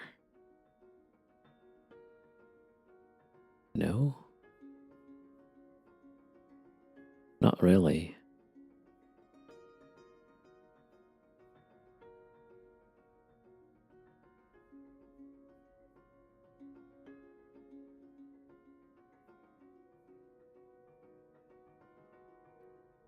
This is just a shitty location at the moment, I guess. Well, yeah, there was not much to begin with. Yeah, this is a problem here. How are we going to solve this? Kind of don't... You know what? The whole point is not to spend too much time on it. If I make 3.8 billion or 4 billion, I don't really care. So whatever. We'll settle with whatever this can provide. 10 something, 10, it's fine, whatever. How about this? Yeah, 10, you do you, we'll fix it. Next week, shit's gonna get closer. I guess adding a little bit more of storage capacity, and then you can just over mine 1 week. Yeah, well, you get too much, and then the other week goes down a bit. Something like this, right? Yeah, I guess some storage is gonna help with the highs and lows over time. I gotta learn all of this. That's the beauty of it. This is new. Gotta min-max the shit out of it. Somehow, eventually. Outlier there, that's easy. Urgent. Cyber drop bear. We have a video. Equinox in focus. Is this from now? Oh yeah. Oh, okay. Let's read this. Not patch notes, but how should we call this? The developer post? Okay, Equinox in focus. Let's have a look at it together. I'm gonna read it for you. It's a 10-minute. Okay, I will read and then we'll watch the video. Equinox in focus. Reinvigorating nullsec. Yay! Nullsec is dead, apparently. No, Capsuleers. EVE Online Equinox, the first major expansion of 2024, is coming soon. The first installment of the Equinox in Focus series gives you early insight into the invigorating changes, new structures, and exciting customization options coming to null security space when the expansion launches on the 11th of June. Read on for all the details and tune in to CCP TV on May 8 at 1600 UTC to get an even more in-depth information on the expansion. At the heart of the Equinox expansion lies the desire to make null security space more meaningful and active, endowed with more customization options for content and activities, and creating topology. Star systems are seeing impactful changes, with planets now becoming integral to each system's function, dictating their strategic importance. Since the introduction of Citadels in 2016, the Upwell Consortium has played a significant role in nullsec. With its new Equinox suite of solutions, Upwell presents the next pivotal steps in transforming nullsec from the space you live in to your home. Capsuleers will gain access to more tools and content than ever before to allow them to shape space according to their needs. With improved mechanisms, streamlined ownership, and more personalization, a foundation is laid for the future of nullsec, a space that means and matters more to its citizens or denizens. Okay, there's the video. Let's... Okay, how do we do this? Let's watch the Equinox in Focus video. Are you ready, chat? Gonna pause the playlist for a second. Playlist, pause. Okay, what have we? Gonna go here. Gotta go. Can we do... No, we cannot. That's not helping. Let's watch this on YouTube then. In the Equinox expansion, we want to make nullsec space have more meaning for players. This is a combination of allowing you more customization options for content and activities, as well as creating topology. Planets in a star system will now be integral to the function of that system, and how useful the system is strategically. The Upworld Consortium has been a huge part of nullsec since the introduction of citadels in 2016. Now, we're proud to be presenting the next steps in transforming nullsec from a space you live into a home, providing more tools and content to allow the inhabitants to shape the space to their needs, by improving mechanisms, streamlining ownership, and allowing more customization options for activities and content within your empires. We are creating the foundations for the future of nullsec, a space that means and matters more to you. With the Equinox suite, Upworld is introducing major new structures: the Orbital Skyhook, Sovereignty Hub, and Metanox Moondrill. From a UI perspective, our focus is on enhancing in-space interactions, reducing friction, and ensuring smooth usability when engaging with these structures. With dedicated in-space UI, you can seamlessly deposit fuel and hack objectives, all while accessing crucial information at a glance. This streamlined interface will empower you to interact with these structures effortlessly, without breaking immersion. The Orbital Skyhook will be required to extract resources from a planet. With each new resource, power, workforce, reagents, there will be planet archetypes that can only produce that type of resource. This means that some systems with an abundance of one type of planet, but none of the others, will have limitations on what upgrades the system can provide. In terms of Upworld's new technology, the Orbital Skyhook will be the anchor, extracting resources from the planet. Sovereign owners of a star system will be able to deploy these giant structures as a replacement for the customs office. Firstly replacing, but retaining the functionality of customs offices as a resource interface for planetary industry. And secondly, opening up an extraction of new resources introduced with Equinox: power, workforce, reagents. Power comes from suns, plasma, and storm planets. It's a hard limitation that determines how many upgrades your Sovereignty Hub can online. Workforce consists of people, specialists, and tools that are required to run these upgrades. It's a softer limitation, and you can move them from system to system, although some conditions apply. Reagents are two new fuel types, essentially, that come from lava and ice planets. You need them to keep the upgrades lights on, and they're also used in the Metanox Moondrill. They're freely exchangeable, so the economic types might want to pay attention to whole new markets opening up. Perceptive types will notice that power is a bit of baseline, but the other two, especially the other two, have potential for disruption.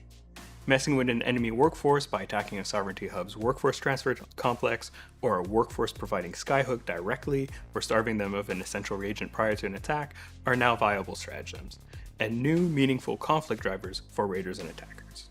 With these resources extracted, both power and workforce will become available to use in the Sovereignty Hub.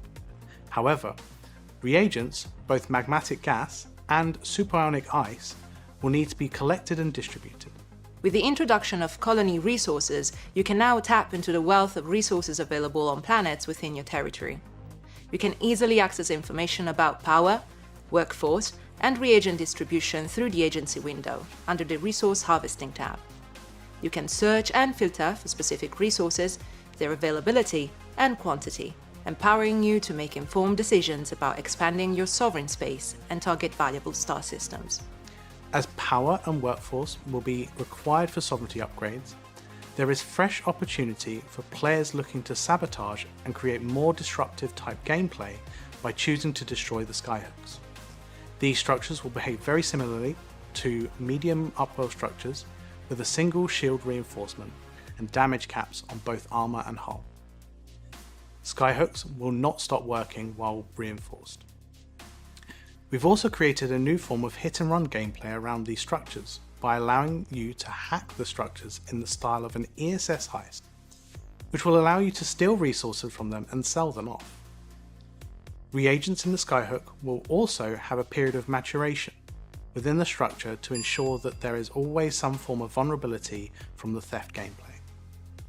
And due to the attention these new structures have created, they'll draw the notice of local pirate forces, so be wary of warping to these structures in undefended haulers. The concept behind the introduction of the Sovereignty Hub is to refresh and enhance the existing sovereignty management and system upgrade mechanics, and gameplay in player-controlled nullsec by replacing the existing sovereignty structures, the territorial claim unit and the infrastructure hub, with a brand new central management structure called the Sovereignty Hub. The key feature of the Sovereignty Hub is sovereignty upgrades. These upgrades serve as the primary means through which you can improve systems you control, providing value to the owner of the space and creating drive to capture space, which in turn is intended to ignite territorial conflicts. Sovereignty upgrades currently exist in-game, however these new upgrades will offer more meaningful choices, renewing your passion for controlling space while creating interesting choices about how best to utilize and specialize the systems you own. One example of the improved Sov upgrades is the addition of a new, harder combat anomaly for the Pirate Detection Array upgrade. Furthermore, all of these sites detected by this array will now have a chance to escalate with the possibility of an officer escalation and a combat site for capitals. Another upgrade will allow the detection of previously undiscovered ores, so you can choose what minerals in your system will provide and potentially reduce manufacturing bottlenecks. For those of you in managerial roles, a dedicated interface offers the ability to install and prioritize upgrades. Here, you can design your desired layouts for upgrades, monitor resources available to the Sovereignty Hub, and manage workforce transport efficiently. This interface provides a centralized hub for strategic decision-making, allowing managers to optimize the territory effectively.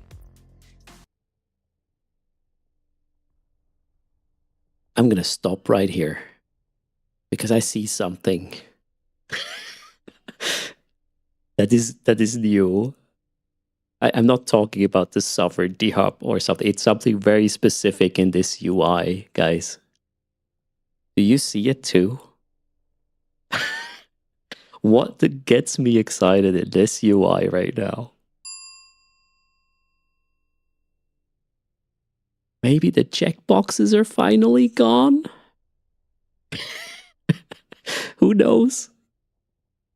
I'm not sure. Can I point on this? You can't see my mouse cursor, but you see this little slider thingies? The switch is there. That's what I'm taking away from the video. No, I'll talk about it once the video is done. This is a lot of stuff, right? Let's go. Additionally, all players within a Sov-holding alliance can now track alliance progress, receive updates, and gain insights into their Sov space activities through the corporation window. We've revamped the Alliance tab, dedicating a section specifically to sovereignty. MG. Our goal here is to strike a balance between clarity, accessibility, and engaging aesthetics.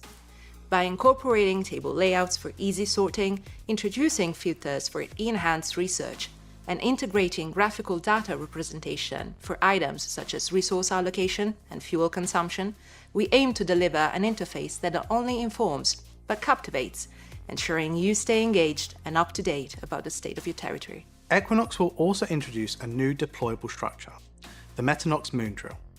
This structure can be deployed at moons in low-sec, null-sec, and wormhole space, and is fueled by some of the new reagents. The Metanox Moon Drill will slowly collect the resources obtained from mining and refining moon ores. Although the Metanox is less efficient than if the resources were manually collected using an Athena or Tartara, this allows small alliances and corporations which are more aggressor focused but do not have the manpower to mine moons the ability to still utilize them. For the groups that do have the manpower, they can focus their attention on the high value moons while the Metanox takes care of the low value ones. Metanox moon drills are vulnerable to attacks, only having a single short reinforcement time. If they are reinforced, then any materials inside them are trapped inside, allowing aggressors the opportunity to provoke an engagement or loot the resources for themselves. If they manage to destroy the structure successfully, aggressors will be able to deploy their own Metanox in its place. This new technology suite from Upwell will make where you are in the universe matter. The tech allows you to really specialize the systems you call home and then move workers around on your whim. To make the best use of the Equinox suite, you will have to plan ahead and be aware of possible attack vectors. For example, a system might have a high power potential, but there aren't many workforce sources nearby, and it could easily be cut off. Would you rather that scenario? Or a little hub in a corner that won't be as good, but more easily defensible? Also, which systems will specialize in what types of upgrades? If you can't have them all in one place, how will you lay them out? Equinox will create opportunities for raiding, trade, and betrayal, high-level specialization of specific systems for mining or wrestling, using Metanox moon drills to bait fights, or on a massive scale to make tons of ISK. Players will be able to tweak systems to appease their needs, like specifically mining isogen.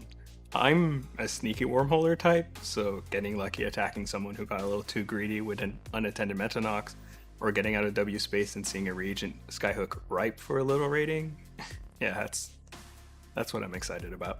There is so much I'm looking forward to.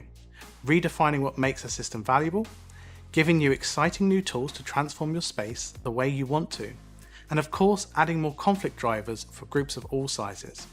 We can't wait to see what you do with them.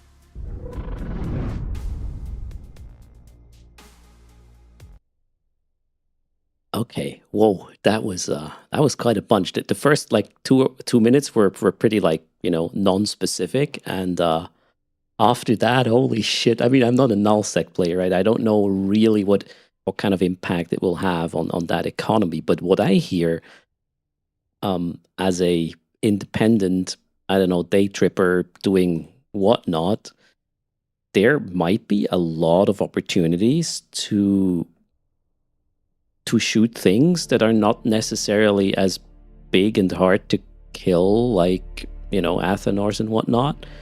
So as a conflict driver, could be very, very interesting. Even for fart fleets, you know, we can take out one of these once a week or something, or I don't know, or bait a fight, right? With maybe some other rules than just the ESS. It sounds very good in theory. The thing I wonder about is, so I'm not a nullsecker, right? I don't know if they're bored right now or something, right? But I could imagine a reaction to this, like, oh my god, this is going to be so much work to manage, and is it worth it? I believe it will either work or not based on balance, right? Balance is going to be super important to make this work, right? Otherwise, nobody is going to put up the effort to get these structures up. Again, I'm not in a position to judge. I'm just saying this could be a reaction. I was like, holy shit, all these things. Somebody has to put them up, configure them, I don't know, probably tend to them and make sure they're attacked. You have to defend them. Yeah, I really wonder. This is great, obviously, for conflict drivers, if these things are being built and and defended, right, for long. CCPU Yogtun is here, by the way. I'm not sure if I pronounced that correctly. Formerly known as, I believe, Mark Resurrectors. How's it going? Greetings to you. Indeed, we just, well, you saw what we did at the Equinox. It's not a trailer. How do we call this? First sort of dense information video about it. There's a lot to unpack here, I guess. You buffered as well? What happens? Oh. Looks... oh, yeah. We had... whoa, wow. We just had 276 dropped frames. That is the first time I have dropped frames since I bought the new computer last year in May. I'm not kidding. I wonder what that was. Are we back? We should be back. Okay, let's go back to the dev blog, right? Definitely was a hiccup there on my end. 276 frames were gone. CCP Swift is here. You call this in development video, okay? There will be one series like this every week for the next 4 weeks. So after, okay, you saying this and me just watching this 11 minutes video with a lot of information, I'm starting to question the scale of that update on June 11, because this sounds way bigger than I thought it's going to be. This is well, good luck, I guess, when it goes live. Maybe I don't want to play on patch day. It sounds extremely ambitious, but yeah, let's let's see what the blog says. CCP Lumi is here as well. Going back to how do we do this? I want to read what's with this video. Thanks, MadCat, for the gifted sub there. Much appreciated. I missed a few things as well while we were watching the video. Thanks, MadCat, for the sub to Swift. Schrodinger's cat, who did subscribe as well as Glentendry. Thanks as well. Welcome to the sub club. Okay, so we just watched that video. Now let's read. Maybe there's some additional information here or clarifying points. All right, we have new structures. One of the main ways Equinox attempts to shake up the status quo in nullsec is by empowering Capsuleers with major new upwell structures: the Orbital Skyhook, Sovereignty Hub, and Metanox Moondrill. And I understand we can also deploy this in, well, I say we, wormholers can use this for passive moon mining and low sec as well as null sec. I really wonder how much HP this is gonna be and what a short, how's it called? The timer? I forgot the term. Die Lutte. Thanks a lot for the gifted sub to CCP Atun. Everybody gets a sub. So wormhole space, low sec, and null sec. How about Parchment? Are there moons? Actually, I don't know. The reinforcement timer. What is a short reinforcement timer? They do need the new resources as well. So maybe null and wormhole space will have to work together. So wormhole space and null and low can put up these moon drill thingies. Who knows? 24 days. Probably like Ansiplexes. What does an Ansiplex have in terms of reinforcement timer? See, here's the problem. I'm the absolute wrong person to really have an opinion on this, other than, oh, there is more things being deployed everywhere. We could attack with the Tutors fleet. By the way, yeah, it's called Tutors now and not Fart anymore for reasons. Tutors, every Saturday, 1200 Eve time. Chida. Join the fleet. We have SRP and everything. So less than 24 hours as historicals for Ansiplexes, okay.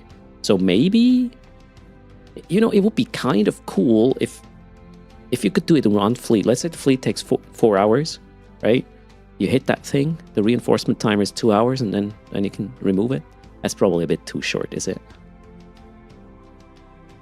One fart fleet to remove one of these Metanox moondrills. Okay, these structures allow the extraction and exploitation of new colony resources, enabling Capsuleers to tap into the wealth of resources available on planets and moons within their sovereign nullsec territory, utilize these resources to grow their wealth and influence, and disseminate them throughout their empires. This one is this is the Skyhook, yeah, which is, I don't know, sending some transport ship down. I wonder how and if Vanguard eventually is going to tie in with these things. I hope there will be something. We'll see. Okay, Orbital Skyhook. Okay, wow, replacing the customs office. What does that mean? I mean, there will still be customs offices in high sec, I guess, and low sec, and well, non-sovereign space, right? Guess the old ones will be still there, but in sovereign space you might not have a customs office anymore. Maybe you can't even do rogue PI if you're not part of the alliance. I really wonder what that means. Thanks for the support there. Canarator Audacy.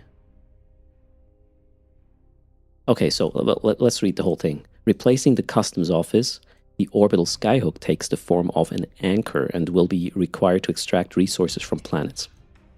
It not only replaces but retains the functionality of the customs office as a resource interface for planetary industry, but also enables the extraction of new colony resources with Equinox. Skyhooks can be attached to all planet types, but only within player-owned sovereign nullsec space, and only one can be placed in orbit of each planet. I actually wonder if at the same time the customs office still will be there for everybody else to use, or if the customs office explodes when you put a Skyhook there. I wonder. So wait, CCP Swift has more information. You can still have a customs office, but You can upgrade yours in nullsec to a skyhook. Alright, and then people can still access the skyhook as if they could the POCO if it's upgraded. Okay, cool. Thanks for clarifying. So you have to have a POCO, then upgrade it to Skyhook? My understanding was you can just install... I mean, you know, every system has a POCO that does not belong to NPCs anymore, so I guess it's gonna not be that much of an issue to upgrade this. Kero plays here. He hopes they explode. Everything is better with explosions. Alright, maybe it will explode, right? Cloak the structure. Oh god, the Skyhook is the POCO. Alright, so let's read on. Once an orbital Skyhook is in place, Capsuleers must be vigilant, as there's a periodic risk of encountering a pirate orbital blockade. These blockades challenge players to engage in combat with pirate NPCs, potentially at an officer level, including capital and super capital ships. Or run the blockade. Okay, I don't understand this sentence. These blockades challenge players to either engage in combat with the pirate NPCs, potentially at an officer level, including capital and super capital ships, or run the blockade? What? I still don't understand this sentence. As in, run away from them? Ah, okay, try to be sneaky. Thanks, sorry, not an English native speaker. I had huge problems getting what this means. That means just like being sneaky and running away, or not getting caught or whatnot. So, successfully lifting these blockades rewards pilots with ISK in addition to enhancing the defensive rating of the solar system. The blockades thus give Capsuleers more opportunities to tackle powerful pirate NPCs for impressive rewards. Again, I obviously love it, but it sounds like effort. Yeah. This is going to be very interesting. All right.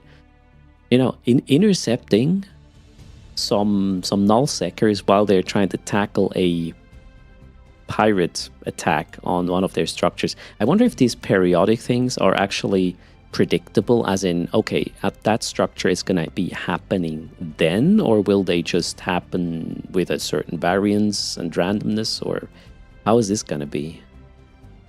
The Skyhooks will basically act as a spawn point for roaming NPCs, says CCP Swift. Okay, similar to how NPCs show up in asteroid belts. Alright. It is a replacement for officer riding in the belts in the past. I see. Okay, cool. Work for your money, right? That's annoying, Apex. No. Okay, let's continue. What do we have? Sovereignty hubs. These look weird. Wait, we can actually have a picture-in-picture here? Okay. Yeah, that's not working. For me here, for my setup. Let's go back. Okay, sovereignty hubs. The introduction of the sovereignty hub will provide massive new opportunities for owners of sovereign nullsec space, replacing the existing sovereignty structures. Oh, replacing, okay. The territorially claim unit and the infrastructure hub. This revolutionary new upwell structure will refresh and enhance sovereignty management, upgrade mechanics, and gameplay in Capsuleer-controlled systems. The key feature of the Sovereignty Hub is sovereignty upgrades, which provide pilots with the primary means to improve and customize the systems they control. They will provide value to the space owner and create a drive to capture space, which in turn is all but guaranteed to ignite territorial conflicts. These new upgrades will offer more meaningful choices than currently existing sovereignty upgrades, adding to Capsuleer's control and creative options over their sovereign territory. And then we get this is one of the new sites, right, that can spawn, or anomalies, which are going to be super hard. Okay, one example of improved sovereignty upgrades is the addition of a new harder combat anomaly for the pirate detection array upgrade. Furthermore, all sites detected by this array will now have a chance to escalate, with some having the possibility of capital or even officer escalations. Another upgrade. That means, you know, as a day tripper, we can probably also run these if, you know, nobody is there or whatever.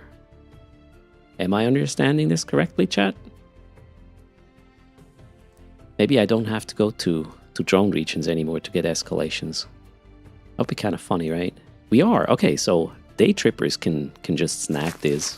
Although they will probably be popular, at least at the start. A distraction, thanks for the support there. Okay, another upgrade will allow the detection of previously undiscovered ores, allowing sovereign nullsec leaders to choose what minerals their system will provide, potentially reducing manufacturing bottlenecks and shaping space to suit their needs. Okay. And then we have colony resources. The expansion introduces 3 new colony resources: power, workforce, and regions. This will be required in different quantities to fuel the various upgrades available to the Sovereignty Hub, impacting the customization options available in that territory. System topology will determine resource availability, as each type can only be extracted from specific sources. Power comes from suns or plasma and storm planets. Ooh, nice. Suns are relevant. It's gonna be a no longer PI, it's gonna be CI, celestial interaction, or I don't know. How do we call this? Okay, so it is a hard limitation within each system, which determines how many upgrades your Sovereignty Hub can support and run. So, plasma, storm, sun is going to have, this is going to be your power grid, I guess, yeah, for the whole thing. Workforce consists of the people, specialists, and tools required to run these upgrades. This is a soft limitation and can be transferred between systems. However, certain conditions apply.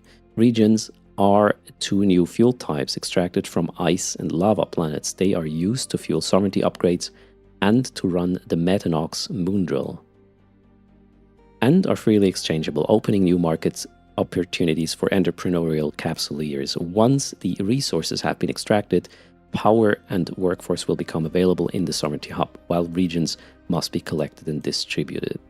Okay, another little video.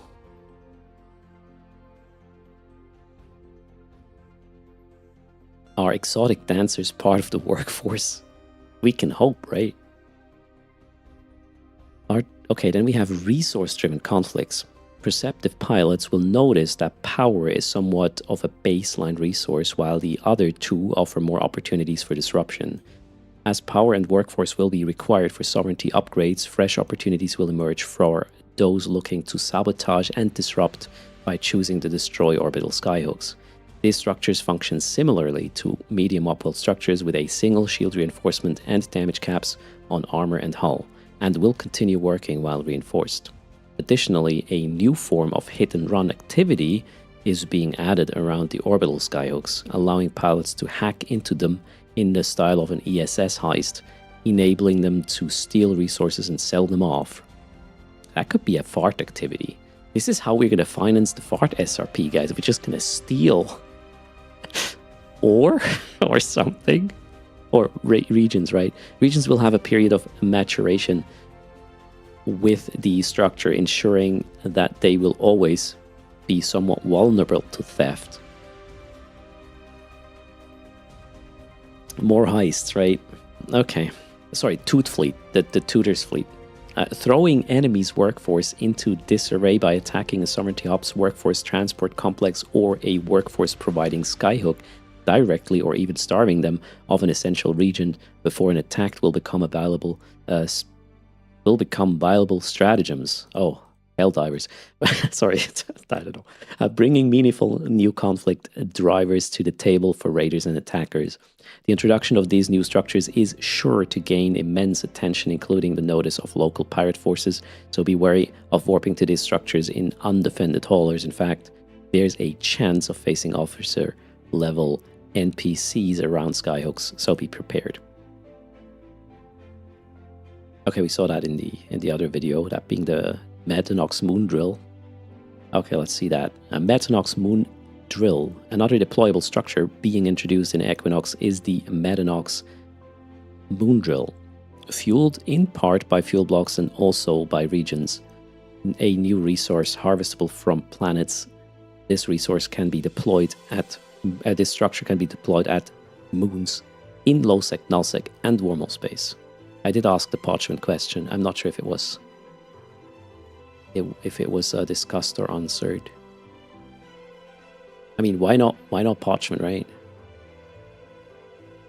Let's hope it works there as well. That could be a hot spot for this stuff. Probably almost indefendable. I don't know. The Metanox may be less efficient than manual extraction by players using Anathema or Tartara, but instead it slowly collects the resources obtained from mining and refining a moon ore in an automated fashion. All right. Potch is potch, right? I mean, it says you can do this in wormhole space and low sec, so there is no soft. Therefore, you know, there's no soft requirement for the Metanox moon drill. This gives smaller alliances and corporations normally more focused on aggression the ability to mine moons, and even if they lack the necessary manpower. For those groups that do have the manpower, they can focus their attention on high-value moons while the Metanox takes care of the lower-value ones. Okay, nice. Metanox moon drills are vulnerable to attack, only having a single short reinforcement timer. Any materials will be trapped inside reinforced moon drills, allowing aggressors to provoke engagement or loot resources for themselves should they be able to destroy the structure. In addition, successful attackers can deploy their own Metanox in its place. So Triglavians hate upwell structures. As of now, no new ones can be anchored. It's just the anchoring thing that excludes the structures. If anchoring, it would be fine. We would probably also be able to put these. Cool. And then we have that little new management interface, which I'll probably never see. Improved interface. We saw. I just saw the switch. The switch made me happy. Wait, can we see the switch again? There was a switch somewhere. Can we see the switch? It's not here. The switch in the video. I loved it. Okay. There will be a switch. No more check. Well, I say no more checkboxes, but probably not everywhere. What else? Navigating the nullsec. Okay. With the introduction of the Equinox suite, Upwell sets out to redefine the strategic importance of system locations within the universe. It enables Capsuleers to specialize the systems they oversee, providing the flexibility to adapt and maneuver workforce resources across their territories as necessary. Strategic planning is paramount with the Equinox suite, as pilots must consider potential attack vectors. For instance, a system might offer substantial power resources but lack nearby workforce sources and be susceptible to isolations. Capsuleers may invest in such a system or opt for a less optimal but more defensible position. Furthermore, pilots must consider how they'll distribute various system upgrades to maximize their effectiveness. Specializing in mining or combat operations could greatly influence their strategic decisions. The Equinox expansion also introduces heightened opportunities for raiding, trading, and betrayal. Expect intense specialization in mining or combat readiness in certain systems. Pilots can utilize Metanox moon drills as strategic bait for skirmishes or as a significant income source on a larger scale. The ability to fine-tune systems to suit specific needs, such as mining for isogen or hunting high-level pirates, will appeal to many. For those adept at wormhole operations, the thrill of ambushing and overly ambitious adversary or raiding a vulnerable region, Skyhook offers a tantalizing prospect. There is much to anticipate with the Equinox expansion. It promises to transform how systems are valued, equipping pilots with innovative tools. Gosh, too much reading. To customize their space and sparking new dynamics in conflict across varying scales. The unfolding strategies in this transformative era of nullsec promise to write thrilling new chapters in the storied legacy of future New Eden. Make sure to tune in tomorrow at 1600 Eve time for a live in-depth look at the expansion, and don't forget the Capsuleer Day celebrations is in full swing. Okay, tomorrow 1600. Tomorrow's Wednesday. Yeah, we'll totally be done with the stream. Maybe even raid into CCP and then watch what's going on there. This reads like a big, as in, could you just ignore this? If you're like, let's say, there's always some people who don't like change, right? They just want to do what they've done for the last 10 years. How much of a disruption is that to these people who just want to be left alone and do whatever they did before? That's one thing I wonder. And the other thing is,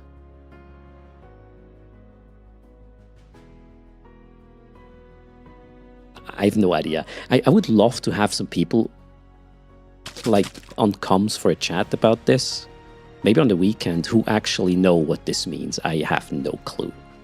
From a day tripper perspective, we might snag an escalation or maybe get some ore, steal some ore or whatnot, but that's it. I have no idea what this means for people living there. I mean, I can ask my brother, actually, I guess. But yeah, let's see. Maybe I can shore up some folks who we're going to explain this to an Erst. Could be an interesting conversation. Okay, let me read up on chat. What happened? You're going to talk to... oh yeah, Pando. Pando is part of the Common Nonsense team. Maybe he is going to explain it to Erst. Maybe he's going to Erst-plain it. Wow. Damn. I'm proud of that one. Anyways, we were doing PI. No, let's see. There was a lot of things in chat I missed now. I hope you're doing fine, everybody. Cheers. So DL thinks or says it might be the reset Pando is looking for. Okay, interesting. Pando will only ask if it can be imported to Python these days, right? Oh no.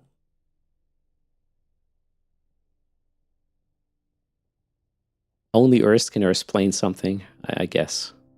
Yeah, Panda will give a proper explanation. There we go. How's it going, everybody? This is interesting stuff. Do you have an idea on what this does to renters? I think I read something in chat, because my brother is a major renter. He's renting like 5 systems together with like 3 or 4 bodies of his, and that's it. Is this going to make the life of renters more interesting or more painful or more... I don't know. Renters could be in trouble, says Repka. Because they... I mean, they would have to actively defend stuff, or I don't know. So renters won't have an issue, but their slumlords will have a shitty time to defend all the renters' equipment, right? I don't know.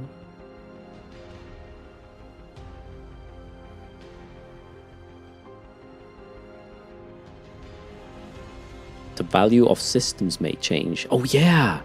Oh crap! Imagine what's the word?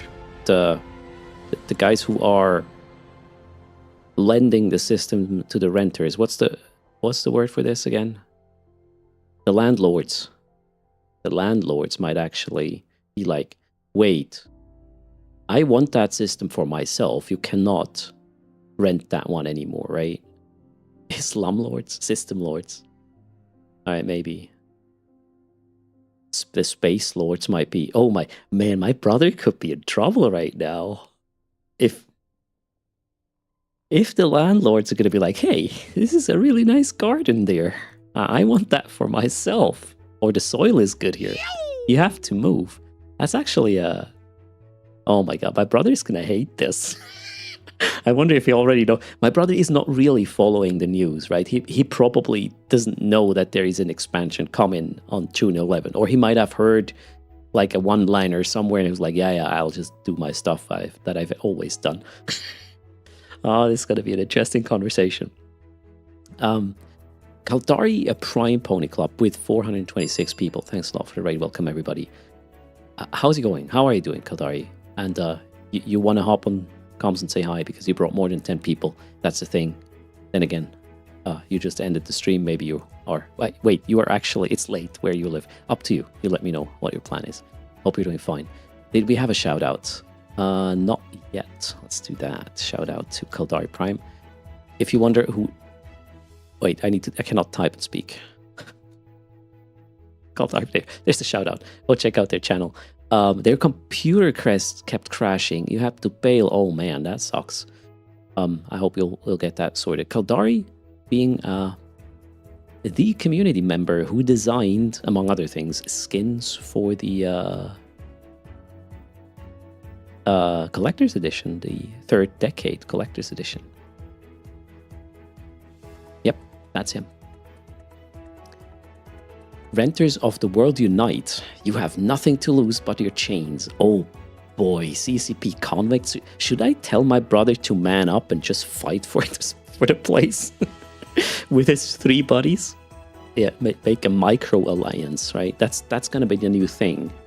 Micro alliances of all the renters who are not giving their systems back to the landlord. Yep. My brother with his 20 dreadolds is gonna have one last stand and quit after. Chat. I'm gonna sell. Okay, this is super mean, and I'm obviously. Okay, this is a joke, alright? This is a joke. Backstory first, then joke. In 2005 or 6, I stopped playing EVE. I quit EVE. I thought I quit EVE, right? EVE was very young. Nobody really knew the concept about you don't really quit EVE, you just take a break. So I thought I quit. I gave all my stuff to my brother, including my my account, my only account. Then I have one account. So I gave that character to him, or the account or whatever is his now. And I regret that a lot. But, you know, when I came back to EVE in 2018 maybe? I don't know. More than a decade later, right? No, not share. I gave the account to my brother free, but I do not have access to that account. So, runs on his email, on his whatever, what is it called? Credit card. So, I just like, here's my stuff. I don't play it anymore. So, and ever since, I was hoping to disencourage my brother to play EVE, right?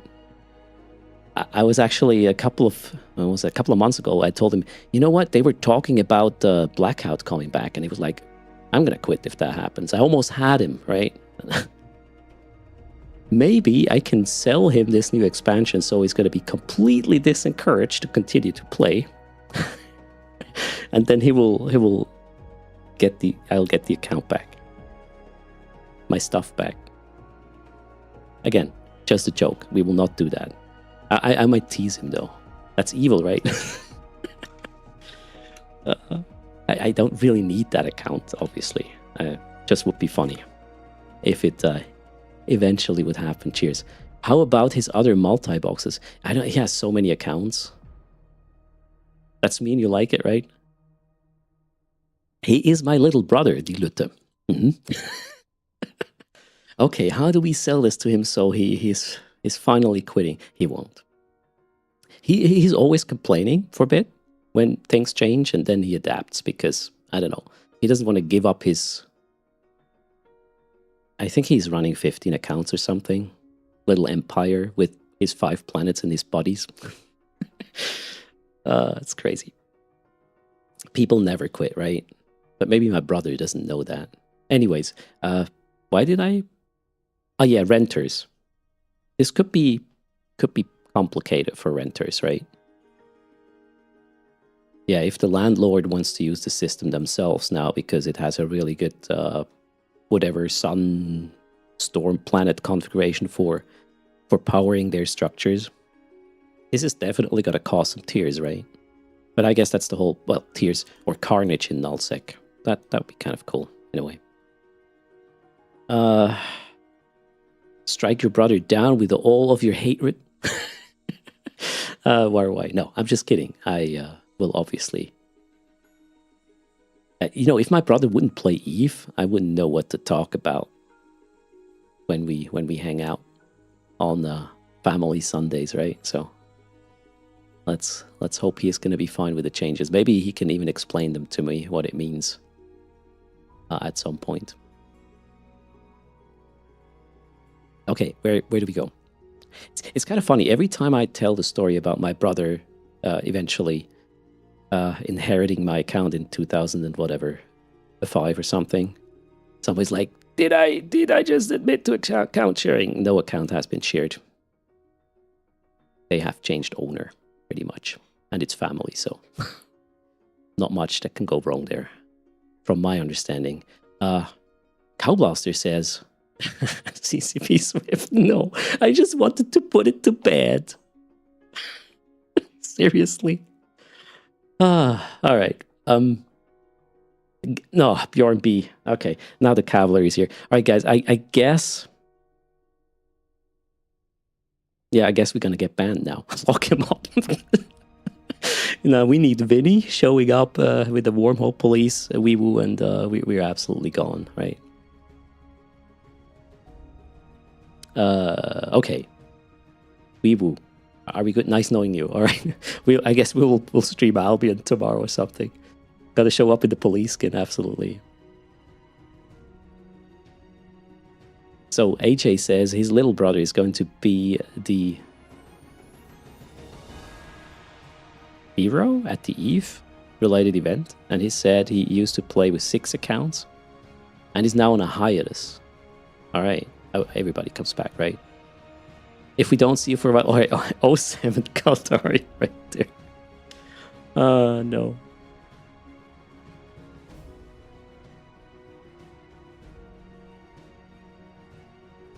Could the renters become squatters, wonders Panoptic, forcing landlords to evict them by force? I think this, renters usually are not very organized in terms of, defending. That's the whole reason why they are just under the umbrella of somebody else who takes care of trouble, right? So I don't think renters will actually cause a major issue for the landlord. If the landlord wants to relocate, oh my god, guys, this is going to be a relocation drama. I'm not kidding. Oh boy. Historicalus Tutors is amazing. We're teaching new players NPSI fleets. We are tutors. I put some thought into the new name of the fleet. There is a lot to it. It took me a while.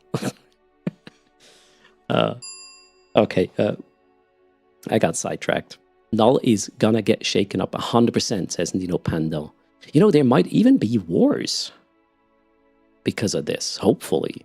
Maybe even more small-scale stuff over some territory. That would be cool, right? Landlord, the pirates are licking my moon drill again. Please do something. Oh no. Down with the pan fam. War never changes, right? So all those leasers, the renters, band together to become the CIS, the Confederacy of Independent Systems. Oh yeah, that's gonna be easy to defend, right? Why? No, wait, who said that? Jeez.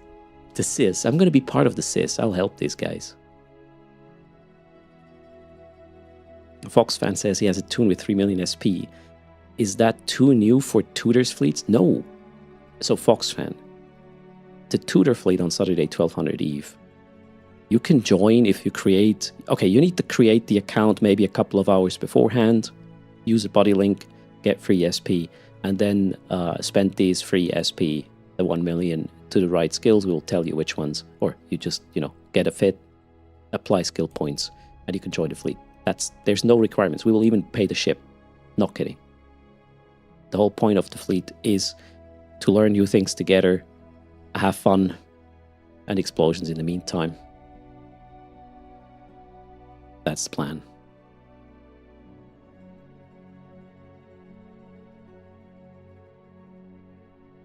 Kaylee is thinking of all these low-level cruisers and frigates they can make and sell. Yeah, that's for far fleets, right?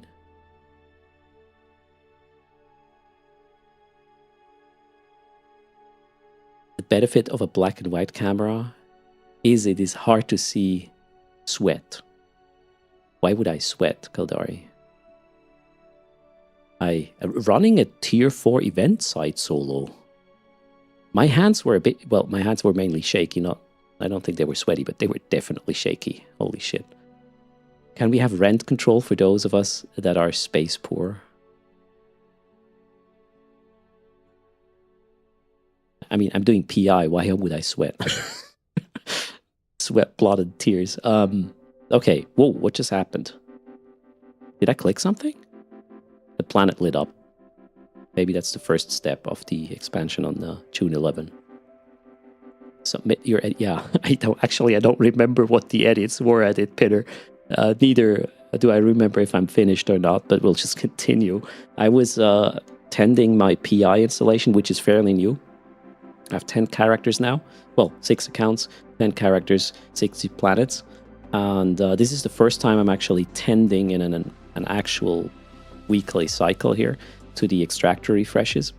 Yesterday, I did pickups, as in, I went to all the planets for all the characters to pick up all the materials. And it did take me, 25 minutes in total. That's it. Because I was running 3 fleets of, 6 max pilots over 6 accounts, obviously. Pick it up at the same time. So I had 6 epithals on dock with the biggest fleet that just, warp to the same planet, click, click, click, get the stuff in cargo, get back. So doing this once a week for 25 minutes is fair enough. This is not a lot of effort. Picking up is easy. And we also calculated that going through all the extractors each week is going to cost 40 minutes. So you have a total of 65 minutes per week of clickery and moving stuff around. And once a month, you extract the product, the tier 3 product to HiSec. And we came up with absolute worst case 5 hours of gameplay per month for about 4 billion ISK after taxes, which is fair, I would say. Obviously, there's risk. I'm doing this in a hostile nullsec space. And I might lose an epithal once in a while, but they're like 10 million a pop, including the fitting, because I have a cloak on it. So that's just the cost of doing business, which is pretty low.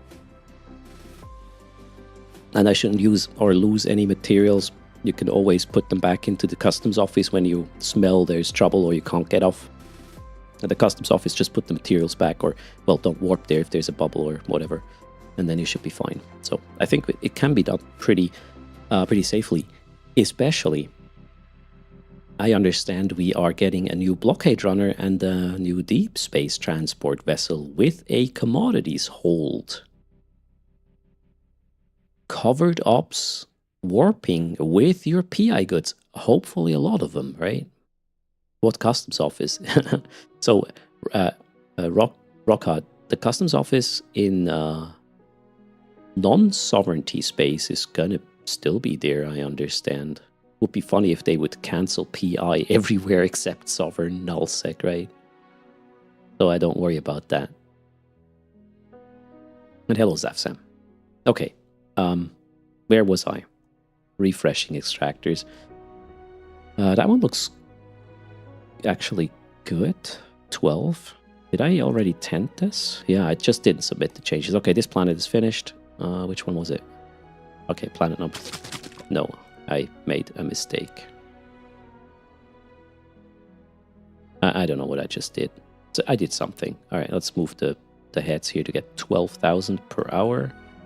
And then we'll submit that. Where's the majority of the good stuff? Over there. Which ones do we move? There, 12 done, submit. Next planet.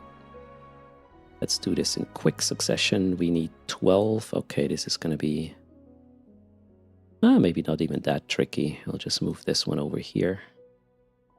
Let's see. It's going to be tight.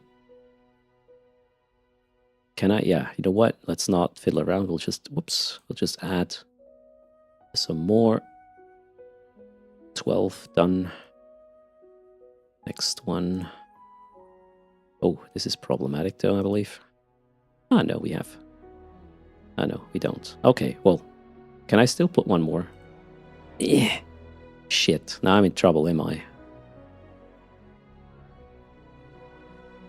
I probably added another head a bit too quickly there. 11.6. Seriously? Ah, man. Okay, whatever. Let's do this proper, shall we? Why can I not? It might not work. Shit. Come on. Really? 11.5. There. I had a 12. Oh, you got it. Oof. That was tight. Okay, now we can get one more here, and it's gonna be chill. Yeah, there you go. 12 something. Boom. Done. That was pretty harsh, right? Welcome to the PI stream. Are you bored already? If you have any questions, I might actually not even see them because I'm so focused on restarting extractors right now. So this stream certainly is going to suck for you. But hey, it's 4 billion a month. I can't, there's priorities. That's what I'm trying to say. Your PI is an easy setup. I consider this easy as well. It's just the same thing times 10 and then not much thinking was a requirement as well. Okay, so yeah, that one's gonna help. Done. Down here, we got 11.4. Oh, this is almost what? Oh, there we go. And we're done with this character as well. This one was Irene Epithel.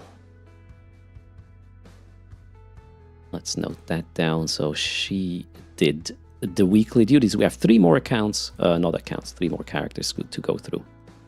But how about we do a giveaway quickly before we continue? If we get 2 more charges, we can actually do the 200 million daily giveaway as well as the charging 200 million. We need 2 more charges. 1, and that's it. There it is. 200 winners. 2 winners. Good luck! Exclamation mark raffle to join. Hit it. 4,460 planets. That's not per character, that's in total. And we calculated about 5 hours worst case scenario of having to deal with it per month, which is 800 million per hour. That's a okay number for ISK per hour. Those little pins are processing units of some sort. You have to maintain in a particular way. What little pins? Sorry, I lost context. You don't know how PI goes, Kaldari? I can't believe that. Kaldari. 60 planets. It is 10 characters, 6 planets each. Greetings, Andrew. It is very good semi-passive ISK. So I like the kind of risk versus reward versus effort thing, because the only time that is actually risky are the 25 minutes per month. I go pick up shit at the planets and move it to the other planet and pick up the produce from the previous month to go to the station. 25 minutes of actual risk. And the rest is me sitting in the station, clicking extractor refreshes. And here's the thing, the beauty of this is, yes, it's going to take 45 minutes per week, but you don't have to do this in a high-focused manner. You can just, do it, and then, I don't know, you get a phone call, or you're going to go cook dinner for the little ones and whatnot. It's not like you undock and then you have to focus for an hour. You can just do this over the period of a couple of hours and sprinkle it in when you have 2 or 3 minutes of focus per character, and you're done. That's the beauty of PI. You can really integrate PI into your life without it being too disruptive if you're doing it right, in my opinion. Thanks for the support, Kadari. That is much appreciated. Are all my tunes in the same system? Yes, they are. Well, they have a clone, Foxfan, a jump clone. So some of my tunes I use for other activities as well, and I have to jump them there once a month via clone to just, do the moving thing, and then they are free again to do whatever. I'm doing P3, for PI. How do you move to Cheetah? Super simple. Put it in your Epithel hold. Undock, warp to insta undock. Double click the parchment filament, the border one. Wait 15 minutes, cloak up. Double click the proximity one. With your 5 jumps from Cheetah most of the time. Yeah, that's it. And with the new blockade runner that has a commodities hold, it might be even safer to not get ganked these 5 jumps to Cheetah, because covered ops. This is going to be glorious. Okay, closing the raffle in in a moment. Let me get the account with the money. So Nino says they are doing P2 and they are averaging the same as I am on 2 tunes. But how often do you restart your extractors? And how often do you move stuff? Let me win. All right, I'll try, Ron. I'll try.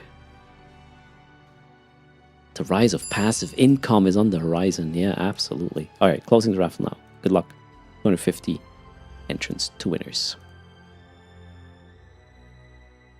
Oh, you're resetting daily. Yeah, that one I kind of don't want to do. Resetting daily, yeah, gives you a massive boost in extracted per hour, obviously. Probably 3-fold or something.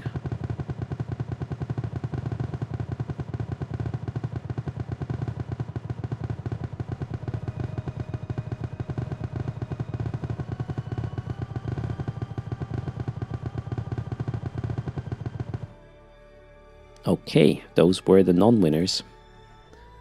And there are 2 survivors. We have 9 Loco 9 as well as Sticky Llama, who get 200 million each. Speak up.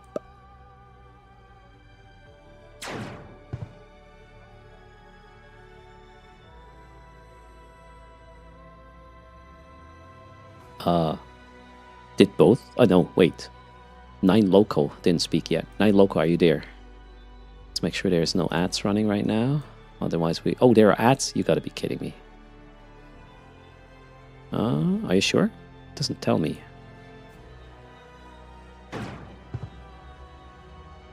Must be finished right now. Okay, there we go. 9 Loco is here as well, so I need an in-game name of yours as well. Sticky Llama is Kalnar.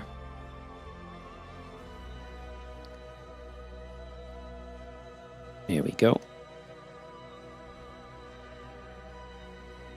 And 9 Loco is XV27, and the door opens. First twintrusion or twinvasion of the day is commencing. Okay, they look chill, as in nobody's crying, so I'm leaving the microphone open. Let's see if I can talk them into going back.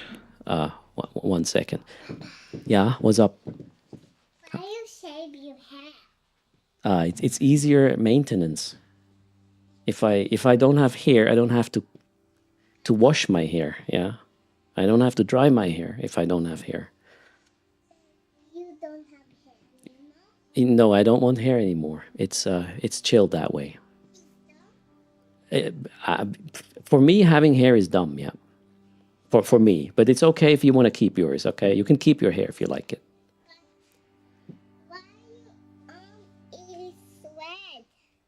My arm is red.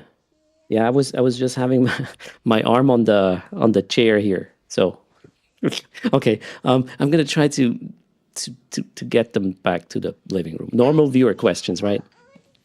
Oh, okay, now they want to say hello. All right, let's do that. And then you go back, huh? Can you promise that? Oh, God. Yeah. Okay.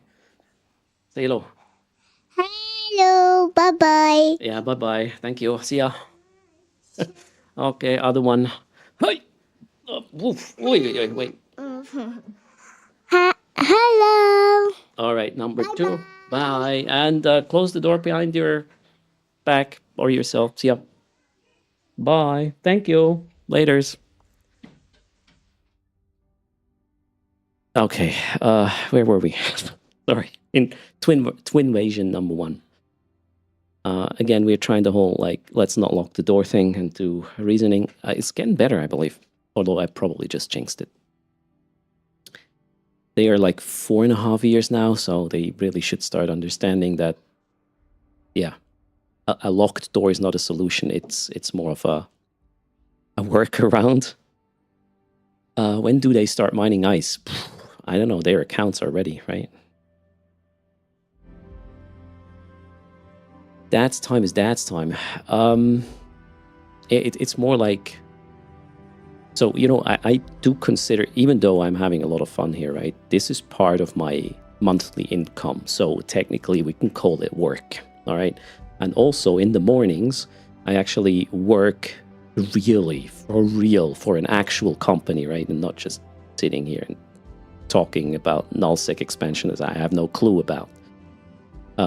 And also there, they have to understand, hey, I cannot just barge in because somebody has to earn the money so they can buy their Paw Patrol Surprise X and be disappointed because it's a figurine they already have. What a freaking loot box scam, man. Every fucking time. Ah, man. Cheers. Same problems there, nightmares, right?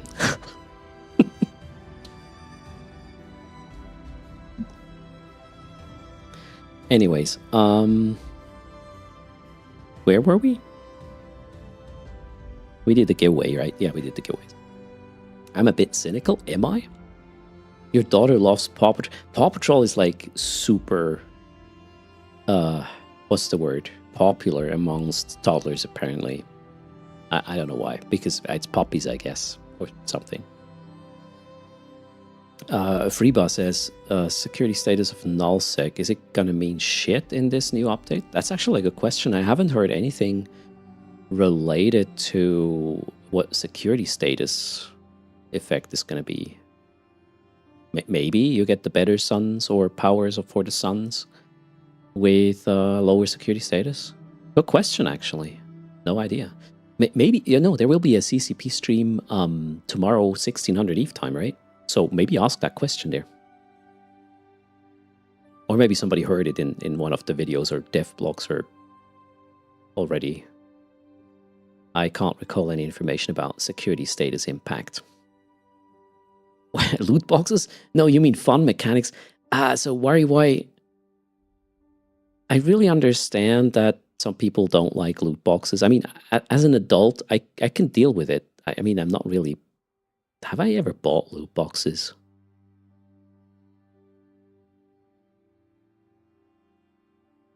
I mean, I bought, how's it called, these season pass things at times, but that's not necessarily loot boxes. I think the only real loot box thing I ever bought in my life with my own money was a Hearthstone card pack. Because when Hearthstone launched, I really liked the game and I was like, you know, it's free to play. I might as well spend, I don't know, 20, 30 bucks because I like the game, so I might as well give them some money for it. Otherwise, I don't think I actually dealt with loot boxes. And the problem really is, well, that's the problem I have with the twins, right? Oh, one of the twins, actually. One understands, you know, it is pure randomness what they will get. Maybe it's one they already have, maybe it's not. But one of them is really getting upset about it. So I try to avoid getting them the shit anyways, or in general. No boomer NFTs like Magic the Gathering? No, I don't do this sort of things. I play Hearthstone again, though, for like a couple of weeks now. It's the second time there was a ladder reset, and I was able to get to... what's the highest rank below I didn't get to legendary yet, but is it called diamond? I got into that bracket again pretty easily, actually, which makes me think I should maybe play it more. I do hate rush decks, though. If I get rushed, I'm like, Jesus, what's the fun in this? Like a face, I don't know, hunter or whatnot. It's just absolutely... I'm actually getting pissed when I get rushed. My deck is a bit slower, so yeah.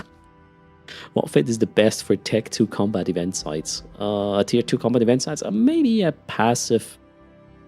Probably a passive Vex or Caracal or passive Shield is good. Face is the place. Come on, Sushi.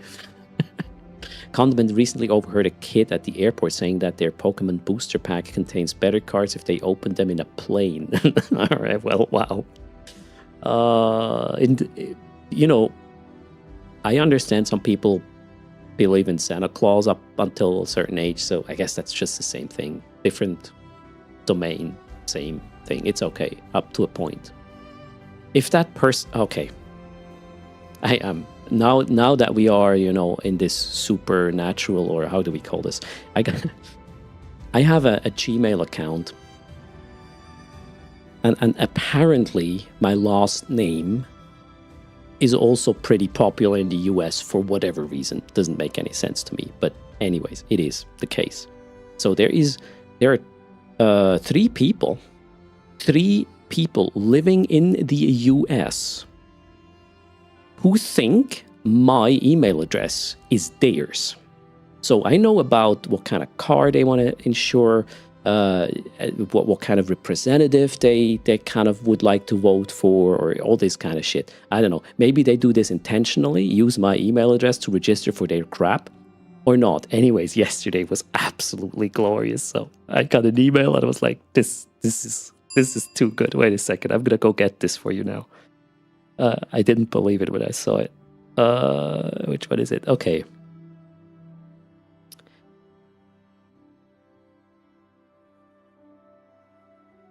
Is this going to be safe to put on screen, actually? Yeah, I think this is fine. Okay, so... wait a second, you gotta go see this. CCP Swift says, some guy in the UK thinks my email address is his. We have similar names, but just typos. Yeah, I got 3 people in the US who think my email address is theirs. 3! Like, this is crazy, but yesterday was absolutely over the top. How do I share this? Wait, I need to do a window capture. One second, window capture.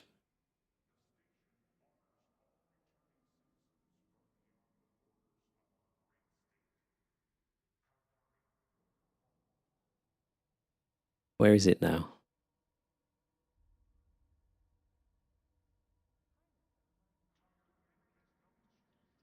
Okay, so this is a very, very old email. My first email address on Gmail. I don't really use this anymore, but some accounts of stuff I have also still runs on this. So I was too lazy to change, right? So, anyways, I got this.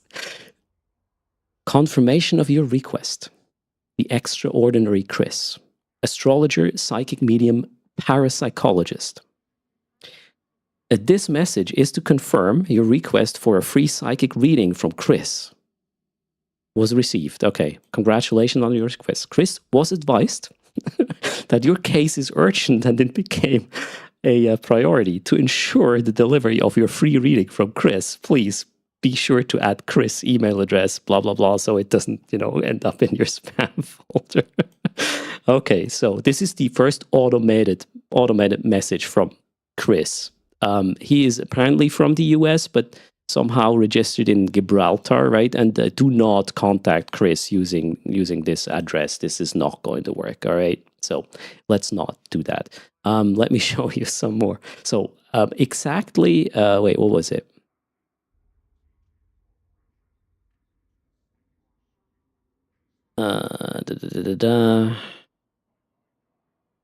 That one. Exactly 1 hour and 3 minutes later, this one came. So I was waiting for that, right? So the first one was like an automated message telling me, hey, you will get another one, which certainly is not automated, right? So, my dear Sharon, it was with great pleasure to discover your email. So, she sent something super urgent, right? And he's like, it was with great pleasure you were in such a shitty situation. And I discovered your email a few minutes ago. I'm sorry I was so busy that I couldn't answer immediately. An hour later, right? But here I am now, available and able to take care of you and only you. And then obviously, here freebie. The next email was like, okay, I don't know what it was, just long, like really long. And then, go buy this now. And then all your problems will be solved. Fucking shit. Okay, but it kind of made my day, right? I was like, okay, I'm not the stupidest person on the planet. Yet. So where were we? I felt good about myself. Scammers, right? Chris. I think I'll have a dream about Chris. So did you print her talisman and send it to her? Dr. Dressler? This is the problem, Dr. Dressler. I do not know Sharon's email address. Otherwise, I would tell Sharon to stop using mine. Also, there is Sharon. The other one is it's a male name with SH. Shit, what was it? It is 3 different persons who were generally just using my email address for their daily business, right? Not Sean. Anyway, it doesn't matter, right? So I get all these funny things from other people's lives. And I'm just wondering, thanks for the support, Emotional Reserve, 70 months. I cancel any appointment reminders that you get, Jethros, that eventually stopped. It's just, yeah. It's just funny. Okay, so where were we? You prefer your scammers to be of the Eve kind? Absolutely, yeah, absolutely. Shouldn't a psychic know that it was the wrong email address?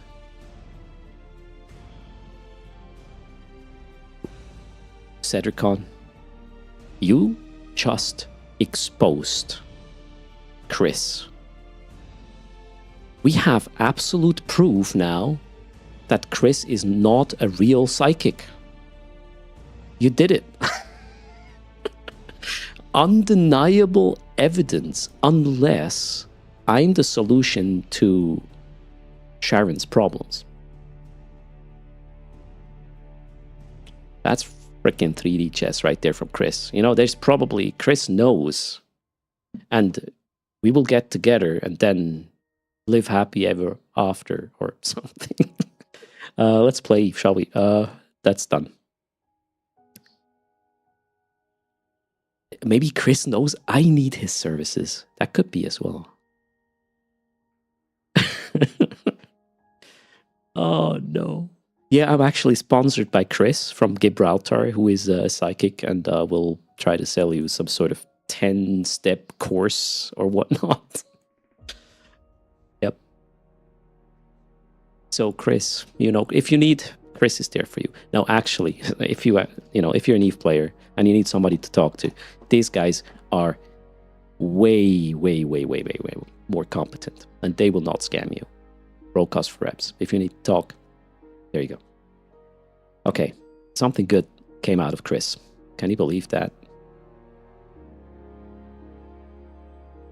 All right, I need my other Eve clients now. Let's go. I have what? 3 more clients to tend to. All right, Anna Epithel, where is she? On which account? There.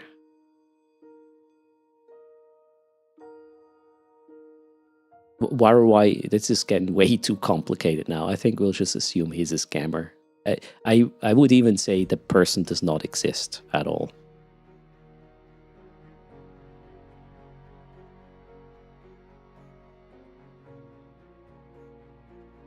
Probably the same person who does the I'm a Prince of Nigeria thing. I've met many of them. Wasted some time off some of them. Maybe AI Chris is really nice. Yeah, it could be. He has such a trustworthy face, and his eyes were glowing, right? Oh, he's gonna sue me. Wait for that. That would be kind of funny, though. Okay. Let's get the planets up. There are a lot of princes, right, and kings in Nigeria, and they all somehow need to get rid of money, and you need to help them.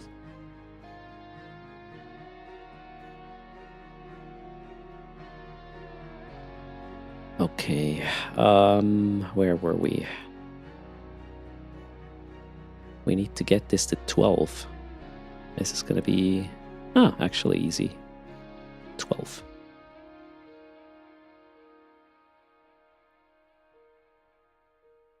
PI is boring, right? Let's just add another one.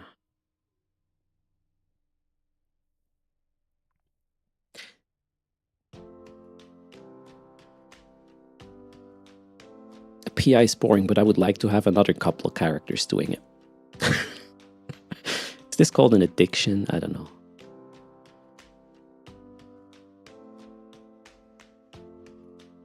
Do we have enough? Yeah, let's just get another one. Oh, shoot. Did I just... Oh, I do not have enough. Okay. Is there any outlier here? No. Uh-oh. We're in trouble. This is not easy. Okay, we can only do 11.3 here. Maybe I can go down one extractor with the other thing. Let's check. Oh, that doesn't look promising either. Okay, you know what? They're both doing roughly 11. I don't want to lose too much time over a few millions. I'm gonna not make here. That one looks pretty shitty as well. Do I have shitty skills with this? I don't know.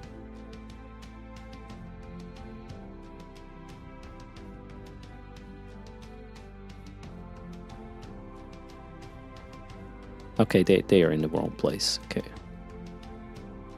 11.5 is fine. Yeah, that's fine. Oh, wait. 12. Done. I found the offender. There's a lot of... Why is there so much overlap here? What the hell?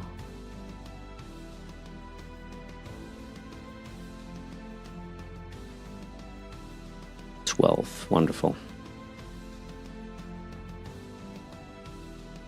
It's just Eve, right, Jag? You just can't let it go. Absolutely not. Won't all be changed with the next update? I don't think so, actually, Omega. There's additional resources that will come into play.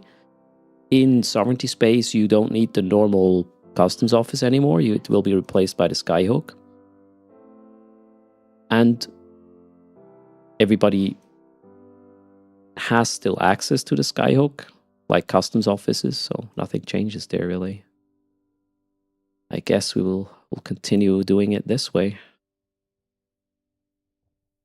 It will be easier because of the new blockade runner. I'm really looking forward to that one. That's gonna be glorious. 100% safe PI extraction.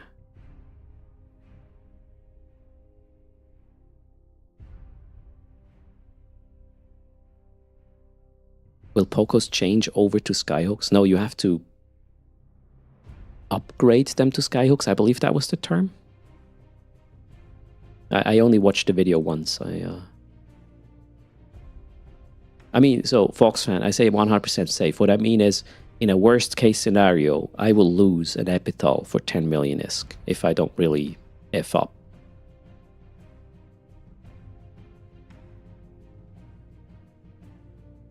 Because running in a blockade runner is super safe. You won't get ganked with that one.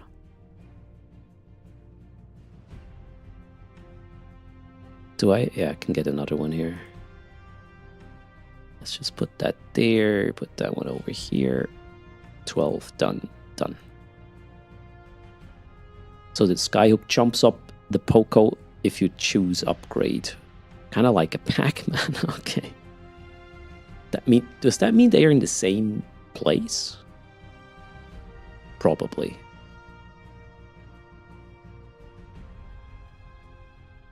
Isn't the worst case Poco owner setting taxes to 50%? Okay, well, that one I don't have in my control, right, Nick Paul? If that happens, well, that's just it. Then I will cancel the planets and go to Parchment. Try it there. Maybe. The Skyhook is somewhat of a bigger Poco, but there's also other materials you can extract with the Skyhook, right?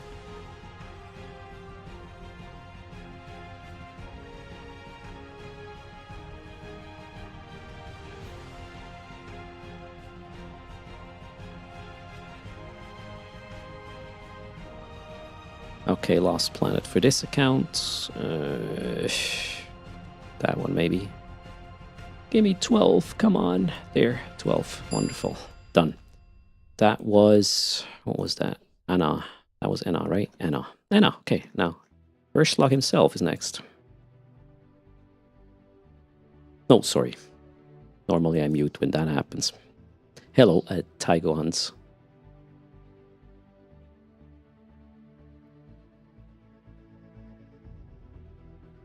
Okay.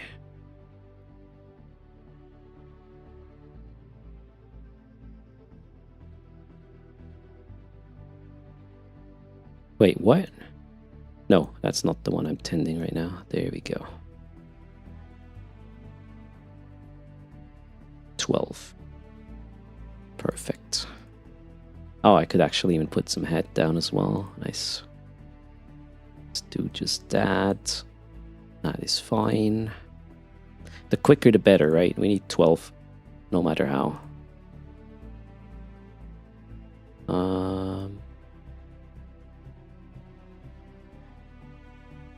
Too slow, right? It's too slow. Let's just put another head down. 12 it is.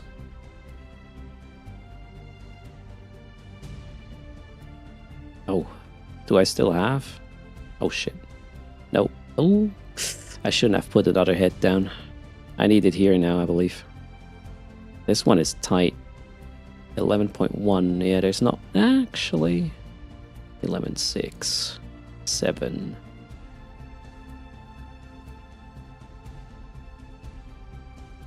You know, that's good enough. That's fine. 12K is a ratio for the factory, yep. So, Nickpot, why 12K? The setup here, I have 2 basic factories per material I extract. That means I need 12,000 units per hour in order to keep them running 24/7. And over the period of 7 days, I need to have an average of 12,000 per hour to make sure that, they run. At first, the extractors do more than that. So if I put that down, you can see that even with only 10,000 average per hour right now, the first 4-hour cycle, the first cycle is going to deliver almost 20,000 per hour. So, yeah. Okay, so we need to fix this. Yeah, don't ignore the overlap. It's not about overlap. It's about 12,000 per hour. Everything else is irrelevant. This one looks shit, though. I might not be able to do it. Can we get another one in? Yeah, all right. 12. Start. Let's hope the other one is easier too. Yeah, this one is going to be easy. Maybe. Oh, maybe not. Shit. Oh, yeah, it will be. There we go. 12. Done. Let's go. Did I just... Oh, wait. There's more planets. Alright. That one here makes it 12.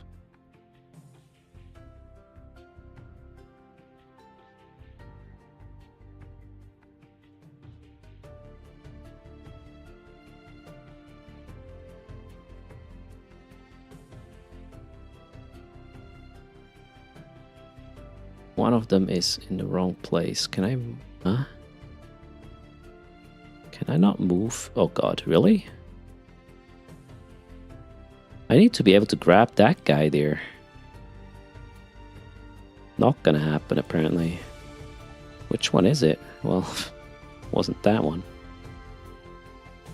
Shit, I'll have to... Oh my god, I'll have to reposition all of them. It was that one. Okay, cool. That was weird.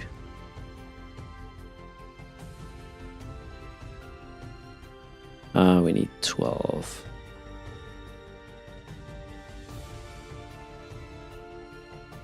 Let's actually put them down here, I guess.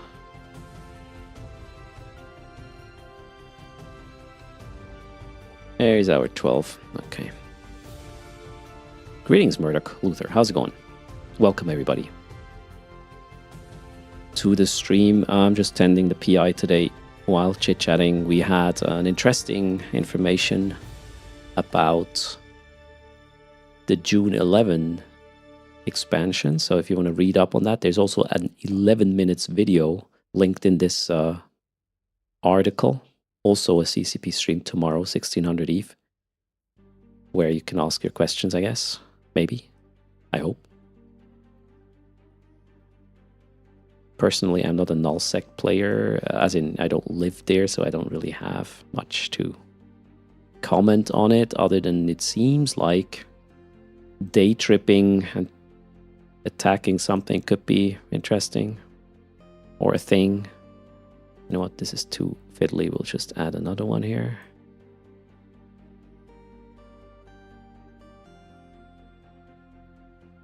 Oh, let's hope that one works properly. really.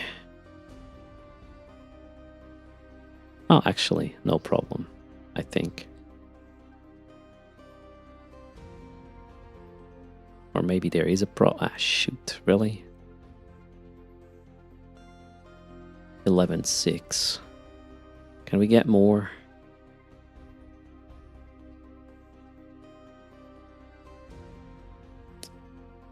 Ah, it's fine.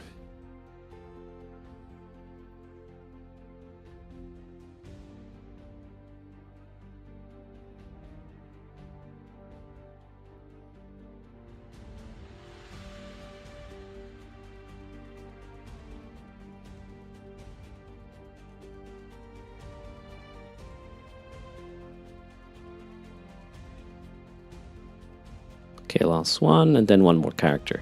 Jeez, that's a lot. Okay.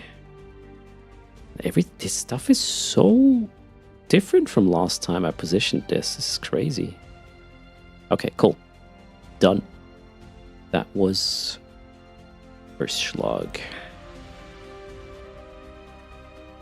The skin is for the Brutix right now, Broken Fuse, the one that is running. Alright, so last character, let's do this. It's tedious, Murdoch, right? I mean, you know, I'm getting distracted with chit-chat, so it's your fault. Normally I would be done at this point. You are making my PI experience bad, Chan.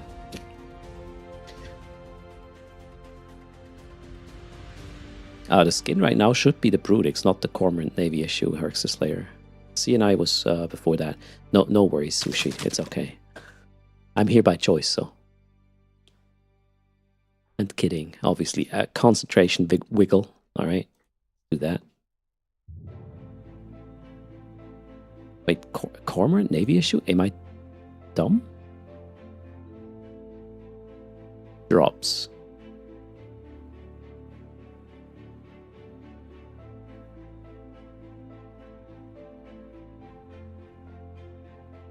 CNI State Police skin should no longer be open that campaign.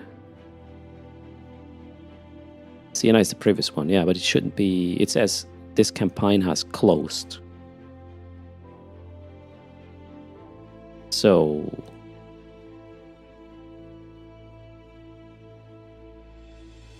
yeah. Oh wait, actually, what is today? Yeah, I'm confused. Sorry, I'm confused. Yeah, Brutix. Sorry, Brutix.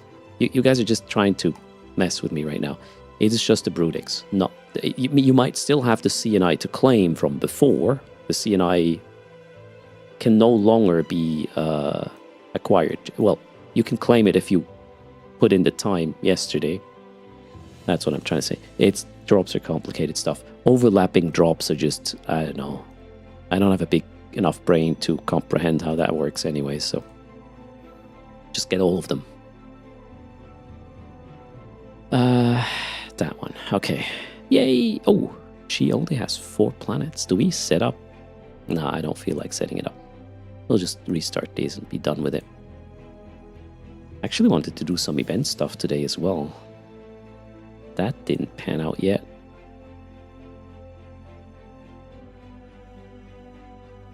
Let's add one.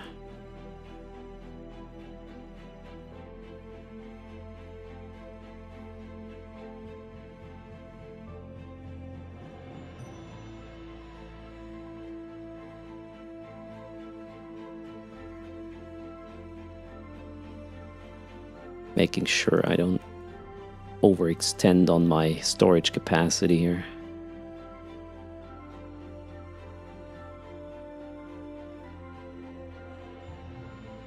So wait, Logo Mortal is also confused.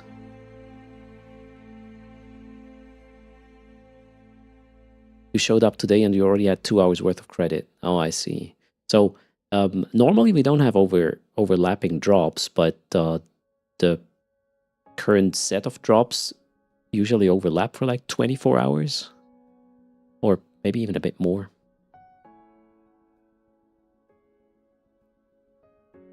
The problem with overlapping drops is you cannot track both of them in the normal Twitch widget on the top right? You would have to go to your drops inventory to see that you're progressing two at the same time. That's probably the confusing part. Okay, wait, I'm super confused right now. These things are on top of each other and it's not helping. I think we'll just settle with 10.7 here because it's too confusing. Yeah, let's just see what happens. 10.7, how about this one? Yeah, same thing. I guess we will... I don't want to clean this up. Go. Let's go. I had enough refreshes. Next one. This is easy. This is easy. I guess. Yeah, well, let's call that 12. How about this one? No? Okay. Can we add another one? Yeah, we can. Easy. 12. Done. Last one. Last planet. Okay, okay. Oof. My PI finger is starting to cramp up. That's 12 in my books. And then... I don't know. Where are we here? No? No? Okay. That one.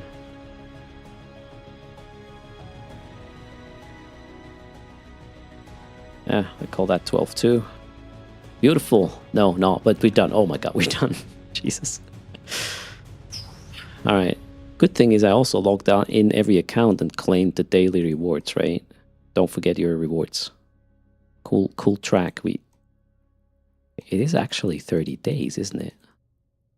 Ah, towards the end it's just boosters. And I already missed days apparently. Alright, well. What are the important days? 23. Okay, you want to get to 23. The rest is going to be boosters. This is kind of a clever way of, you can still miss out, but you're not going to feel that bad about it. That's a nice solution. Love it. Perfect. Okay, that's done. Now I need to go back with my main to a better place. The boosters are nice, yeah. I mean, the tier 3 turret boosters are even really expensive. They cost like 60-70 mil a pop. So they changed that like 1 to 2 events back. This is way better, yeah. So FOMO, I mean, if you want the boosters, FOMO is still there, but it's not going to be that punishing. As in, not getting the skill points if you are late to the claim clickery. Apparently I haven't done it with this one yet. So that one goes back to known space now. Well, to ISEC. Just need to make sure a clone remains up here, otherwise I will be screwed.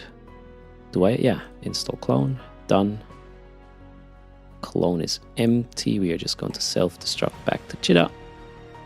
And I have to go back here in 1 month from now to do the whole moving of stuff, which is great. Oh no, once per week, but not per month, once per week.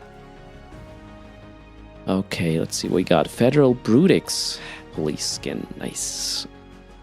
Sunesis, let's have that. What can we do with the Brutix? You cannot sell the boosters in the redeem queue, but a turret booster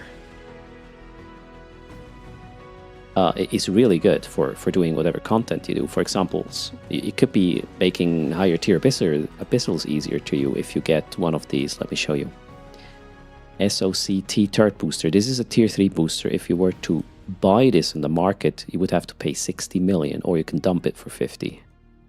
And it does give you like almost, well, it not only gives you range, like 9%, it also gives you a damage multiplier of 9%. That is huge, right? If you combine this with a wait, can you combine this with a Pyrolance? What slot is this?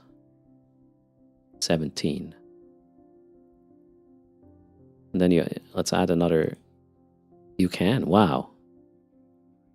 Yeah, Pyro 4, and then this one, and you almost have 20% more damage. That's kind of significant, really. You can make a monster Hecate with this one. And then you go to a C13. Actually, let's make a monster Confessor. And then you go to a C13, and you will rock, I don't know, an insane amount of DPS, for sure.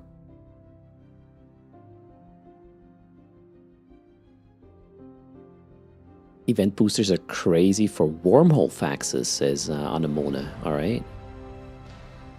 Yeah, I mean, they're pretty good. Also, if you're doing the hacking event, if you hack for the event, I learned this yesterday, do not discount the SOCT relic range boosters. I was using a level 3 relic range booster yesterday. Your hacking range is 24 kilometers, so overshooting your hacking thing is not a problem. You don't have to, fiddle around with stopping early enough so you don't overshoot and you can already start hacking. 24 kilometers is a fair amount of buffer between you canceling the hack and, getting 24 kilometers too far is probably another thing. Okay, that being said, what do we do now? Oh, I got 500 plex. Nice. Let's give away 100 of it. That was probably from a bounty, right? Okay, giveaway 100 plex. Out of the blue, just because we can. Good luck, everybody. And I will actually close it a bit earlier today. Thanks for being here. I'm going to go check on the twins. We'll be having a longer stream over the next couple of days anyways. Tomorrow's the last day I work, actually, this week. I'll be off on Thursday and Friday. There might be a day I will take off from streaming completely during the weekend because it is Mother's Day and my mother actually also celebrates her birthday tomorrow, so we probably go visit them with the twins and whatnot. That would be the plan. But lots of streaming otherwise on the days I will be here. That's the plan. So 100 plex giveaway, and then I will send you off to somebody. Let's see, maybe a Common Nonsense team member is currently live. Well, I really hope Pando is live again. Guys, we have to go to Pando again. What else can we do? I know, you're like, Pando again. Again! Just kidding. Ben Riparin, thanks for the prime. Much appreciated. What about my wife on Mother's Day? I have to ask the twins. That's their duty, right? My wife is not my mother. Sorry. I keep repeating myself in that regard, right? We will celebrate it because I'll tell the little ones to give her something nice, right?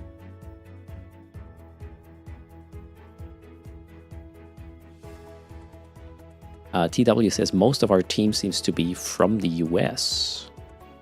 Actually, I would say we have a pretty nice spread. We have Pando, he is from Germany.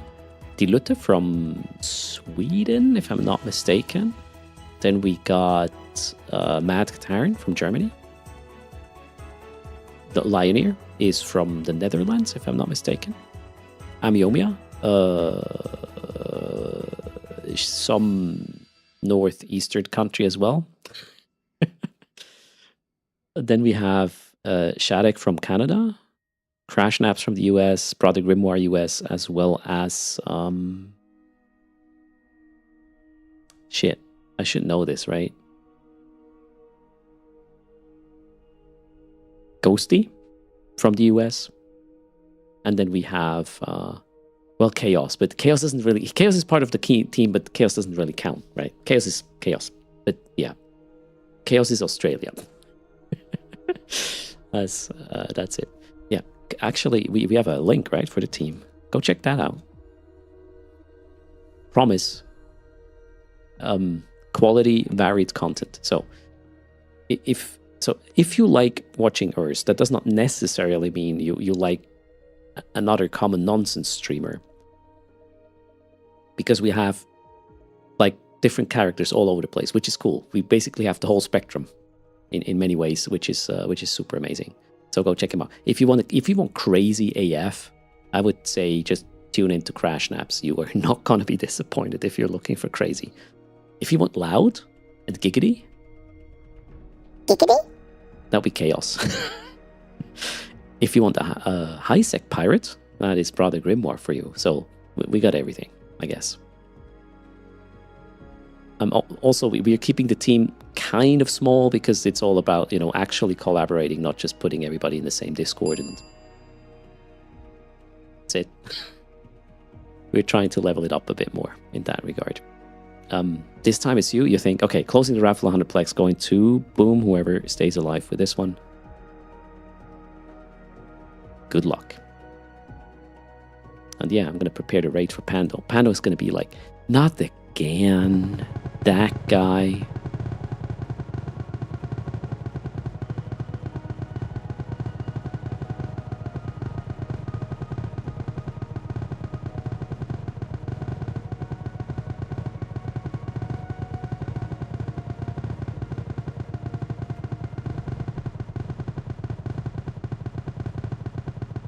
These raffles take too long. Too many people. But anyways, we have a winner now. And it is simply cheese. It's simply Jesus. That simple. Might be related to Chris from before, if you remember. Remember Chris? They have a connection. Are you there, Simply Jesus? Speak up. Oh yeah, actually, good point, Elvira. We need Pando's perspective on that video. Very good. The Savior has returned. I hope they speak up before the rock hits him. That would be kind of weird. Although, I was about to say on Thursday. No, I'm not going to do it. We'll just not do that. Simply Jesus, speak up, please. Yeah, Matt Katarian, let's not go there. Oh no. Oh no. Maybe the raffle took too long, but Simply Jesus did not win. Let's do an SRP, shall we? Okay, we got Peppy. 572 on Twitch. Peppy, are you there? Set the timer for what? Peppy is here. Peppy's here. All right. Peppy. What's your in-game name, Peppy? I have 100 plex for you.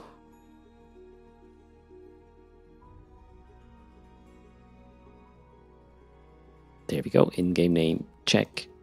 Contract is up. And that was it. A little bit of a shorter stream today. PI and first reacts to nullsec expansion, I guess, is what we did. I hope you enjoyed your stay. And we will see each other again as soon as tomorrow for maybe an extended kind of weekend start stream or something. Maybe I'll try not to have wine this weekend. Yeah, I'll do my best.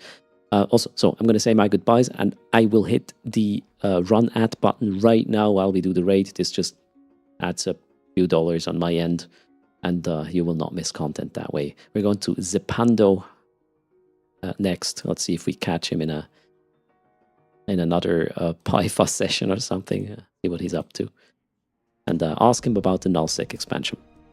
He's an expert in nullsec things. All right, everybody. This is me clocking out. You guys take care. Fly. See you next time. And here's the ads. Boom. Preparing the raid as well. This is subscriber only content right now. Just preparing a raid. Okay, that's it. You guys take care. Fly. And I'll see you as soon as tomorrow. Bye-bye.